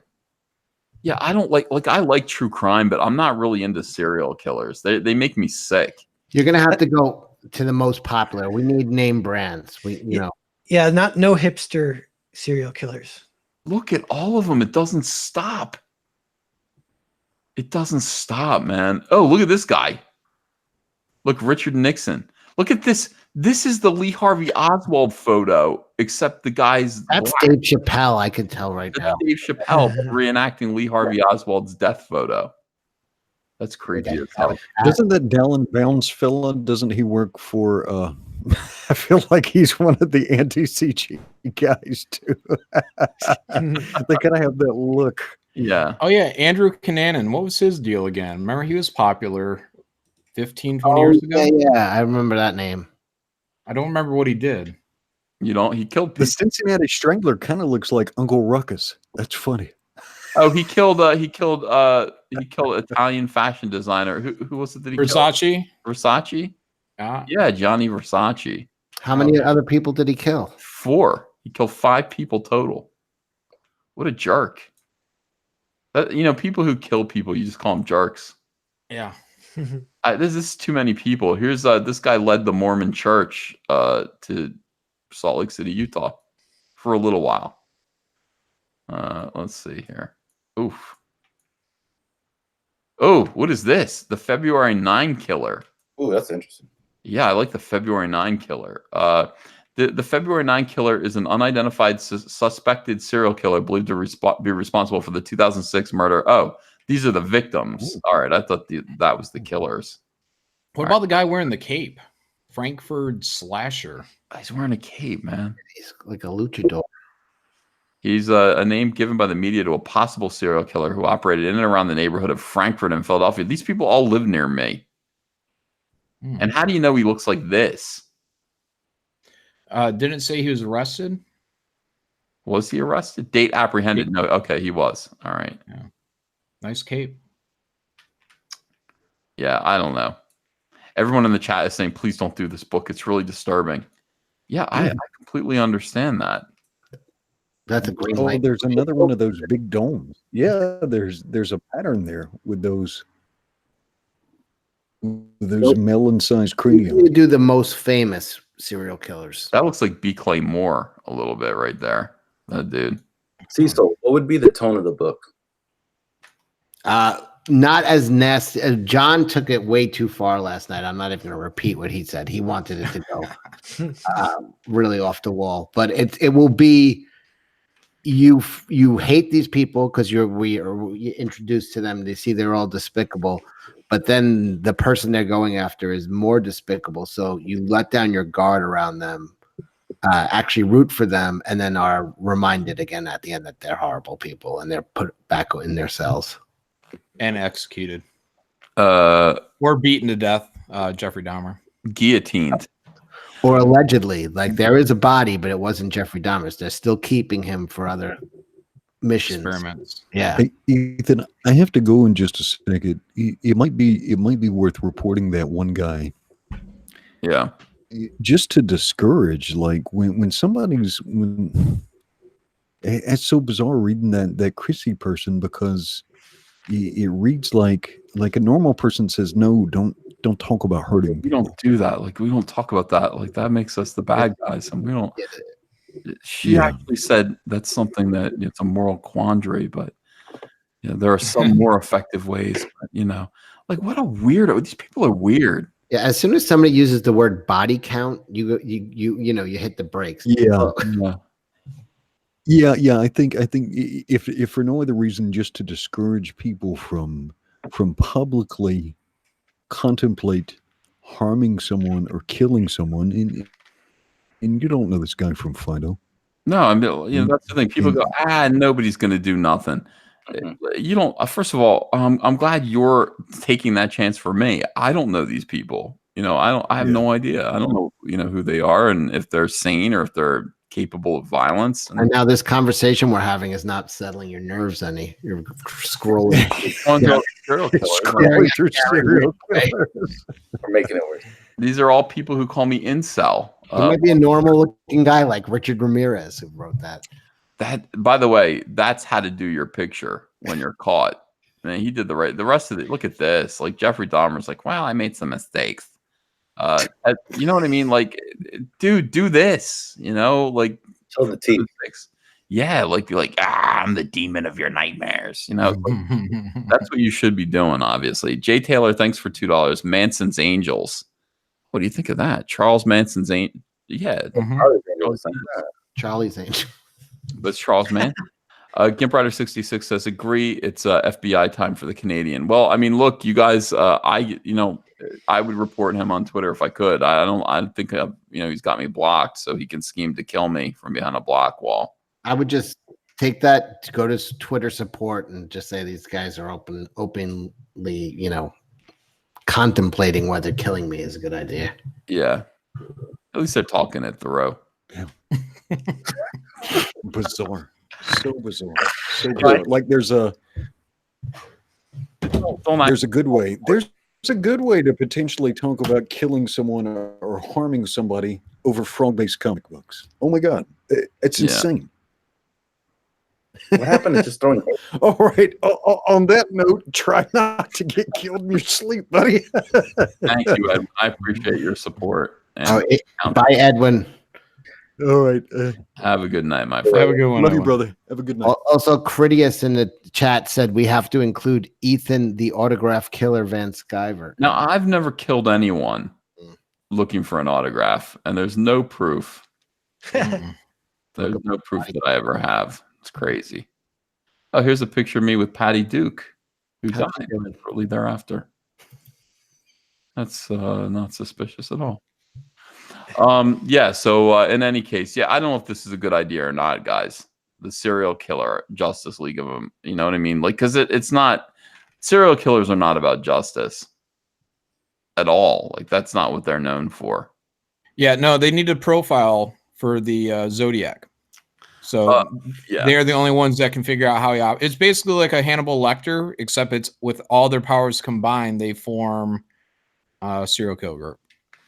What does the chat think of this? Chat, if you like the serial killer comic book, let's get like a hit F in the chat. And we have two tentative titles for it. One is One Last Kill. And what was the other one, Cecil? Well, if we are doing time travel, I was going to say Killing Time. Yeah, Killing Time. Killing Time. Very clever. What do you guys think of this? If you like the idea, put F in the chat. Wow, a lot of people like it. Some people are saying it's a horrible idea. No. There's always a weird fascination with Wait, South Park did it? Is that true? If that's true, you can just watch it for research. Is that true? South Park did it. Well, if South Park did it, we're going to have to take it to the next level, like I was talking the other night or last night. Oh, my God. Yeah. No, let's not do that. People are upset. Like, you'll probably upset a lot of people. You'll entertain like 40%. Our second version was that these guys were all, everybody thinks they were put to death, but they're really being funneled off to an island for like a battle royale where it's all of the famous serial killers. And it's like a cabal of billionaires who are watching it. It's not televised, but there are cameras all over the island, and these guys can watch it from like a mansion of all the serial killers are given like the weapons of their choice, and they're left on the island. And it's the same battle royale condemned. Yeah, but for the inaugural night, all the serial killers are handed women, so these billionaires can watch these serial killers in their element and see how they actually would have went about the murders. So Ted Bundy would have been biting off nipples and biting butt cheeks and that's cutting off heads. I said too far, but yeah, John was saying like there'd be a party for all the guys the night before the event, and then there would be women brought in, and then they would all be murdered while they lambs to the slaughter. Yeah, that'd be pretty crazy. Thank you, Mark C. Thanks for $5. Ethan, turn the guy in, not for your safety, but for your wife and child. I think he's talking about John Malin. Yeah, I was on that. Why can't it be for my safety though? Was it? He's like, not for you, but yeah. What about me? Yeah, I would just do the screenshot, send it to Twitter support, and be like, this is kind of, they're act, openly. Oh, that's the whole thing. They're openly doing it. That's not in DMs, right? It's like They're openly talking about it. It's weird, and the reason why they're openly talking about it is because they're hoping somebody looks at that and goes, "Well, I would do it." Like they're hoping, like she's they're fishing. what I mean? Yeah, they're fishing for someone. Then they go, "What? We didn't, man." It's such bullshit. These people are insane. And I mean, every single day, I am more and more convinced that Comicsgate is right and they are wrong. They are. Yeah, anytime people are dancing around murder and the off chance that it might happen, so they can get a little glee in knowing that they've somehow had a participation point for that, that's pretty sick. I gotta agree. It is pretty sick. Yeah, the world would not be a better place without me in it. The world's a better place with me in it. RT Bear is saying to turn me in. Well, that last scene you wrote was kind of disturbing. Yeah. Well, I'm going to take a trip to San Diego. Have a little talk. Who are you going to see in San Diego? Art. Does Art live in San Diego? He doesn't. Oh, no. Actually, Mike no. Miller. He lives up in, well, I'm not going to say it. The OC area. He kills rattlesnakes. Yeah. He's in my hood. I don't like how the chat's turning on me, trying to get me in prison. Why would they want to, like, I don't want you to go to prison. Like, even if you were threatening to kill me, I wouldn't, Yeah, not you. No, not or you. Art. Or Art. Yeah. Wink. Wink. Comics. All right. Well, in any case, I think I'm going to go to bed. I enjoyed this stream, even though it was full of weirdness and evil SJWs. And one kind of suspicious idea that I'm not sure that the chat's fully on board with. Some people said, if you do that, it will delegitimize Comicsgate. Well, that's, I don't know if that will. If we do, no. Are we one bad comic away from, How would that delegitimize Comicsgate? It's not political. Bad? Yeah. It's just dark AF. It is dark AF. Mm-hmm. There can be a redemption story in there. Well, we don't want to redeem them. There was a comic company in the 90s called Boneyard Press, and they would do this kind of thing all the time. They'd be like Ted Bundy versus Rush Limbaugh. And it would literally they would do all these Rush Limbaugh comics. It was like Rush Limbaugh versus the devil in hell, and stuff like that. And it was just like, it was the 90s, so they sold pretty well. But I mean, you can take these, if you want to go that direction, I guess that you could, Would you read a story about a super team of serial killers trying to hunt down the Zodiac killer? It kind of reminds me of. No. Yeah. No, it doesn't. It doesn't really interest me. But I'm not a serial killer fan. You're a Zodiac fan, though. I'm interested in the Zodiac. If you did a comic book about the Zodiac, I would read it. But it would have to be genuine. It would have to be real. Just like From Hell, it's like you can do a comic book about Jack the Ripper that has a theory about Jack the Ripper. Yeah, I'll read it. But a super team up of serial killers, I don't know. I don't know how you would do that. But, you could do other things like that. I think. Yeah, well, the idea is that it'd be part of a campaign that would have a whole bunch of different content in it. So, including possibly Tank Heist and a couple other things, some werewolf stories. Okay, well, just remember Mike S. Miller's miserable failure when it comes to. We're gonna do a 3-pack. Oh no, we're not. No, none of that stuff. I'm thinking more like one big compilation, one big book, like a book of like 20-page stories. All right, well, just always remember Mike's failure. I didn't mean that in regards to anything that you were talking about. I was just saying, Oh, you weren't even referring to our project. You were just saying always keep that in the back of your mind. Always remember it and in the forefront of your mind. Oh. Always walk around whistling a merry tune and thinking about Mike's miserable failure. That's what I was trying to say. I hope you understand. Thank you, everyone, for listening tonight. I enjoyed doing this. I'll probably do a morning show tomorrow. It's too fun. I'm gonna, I'll do a little work and then go to bed. All right, guys. Have a good night. Bye-bye. Good night, everyone. Goodbye. Bye.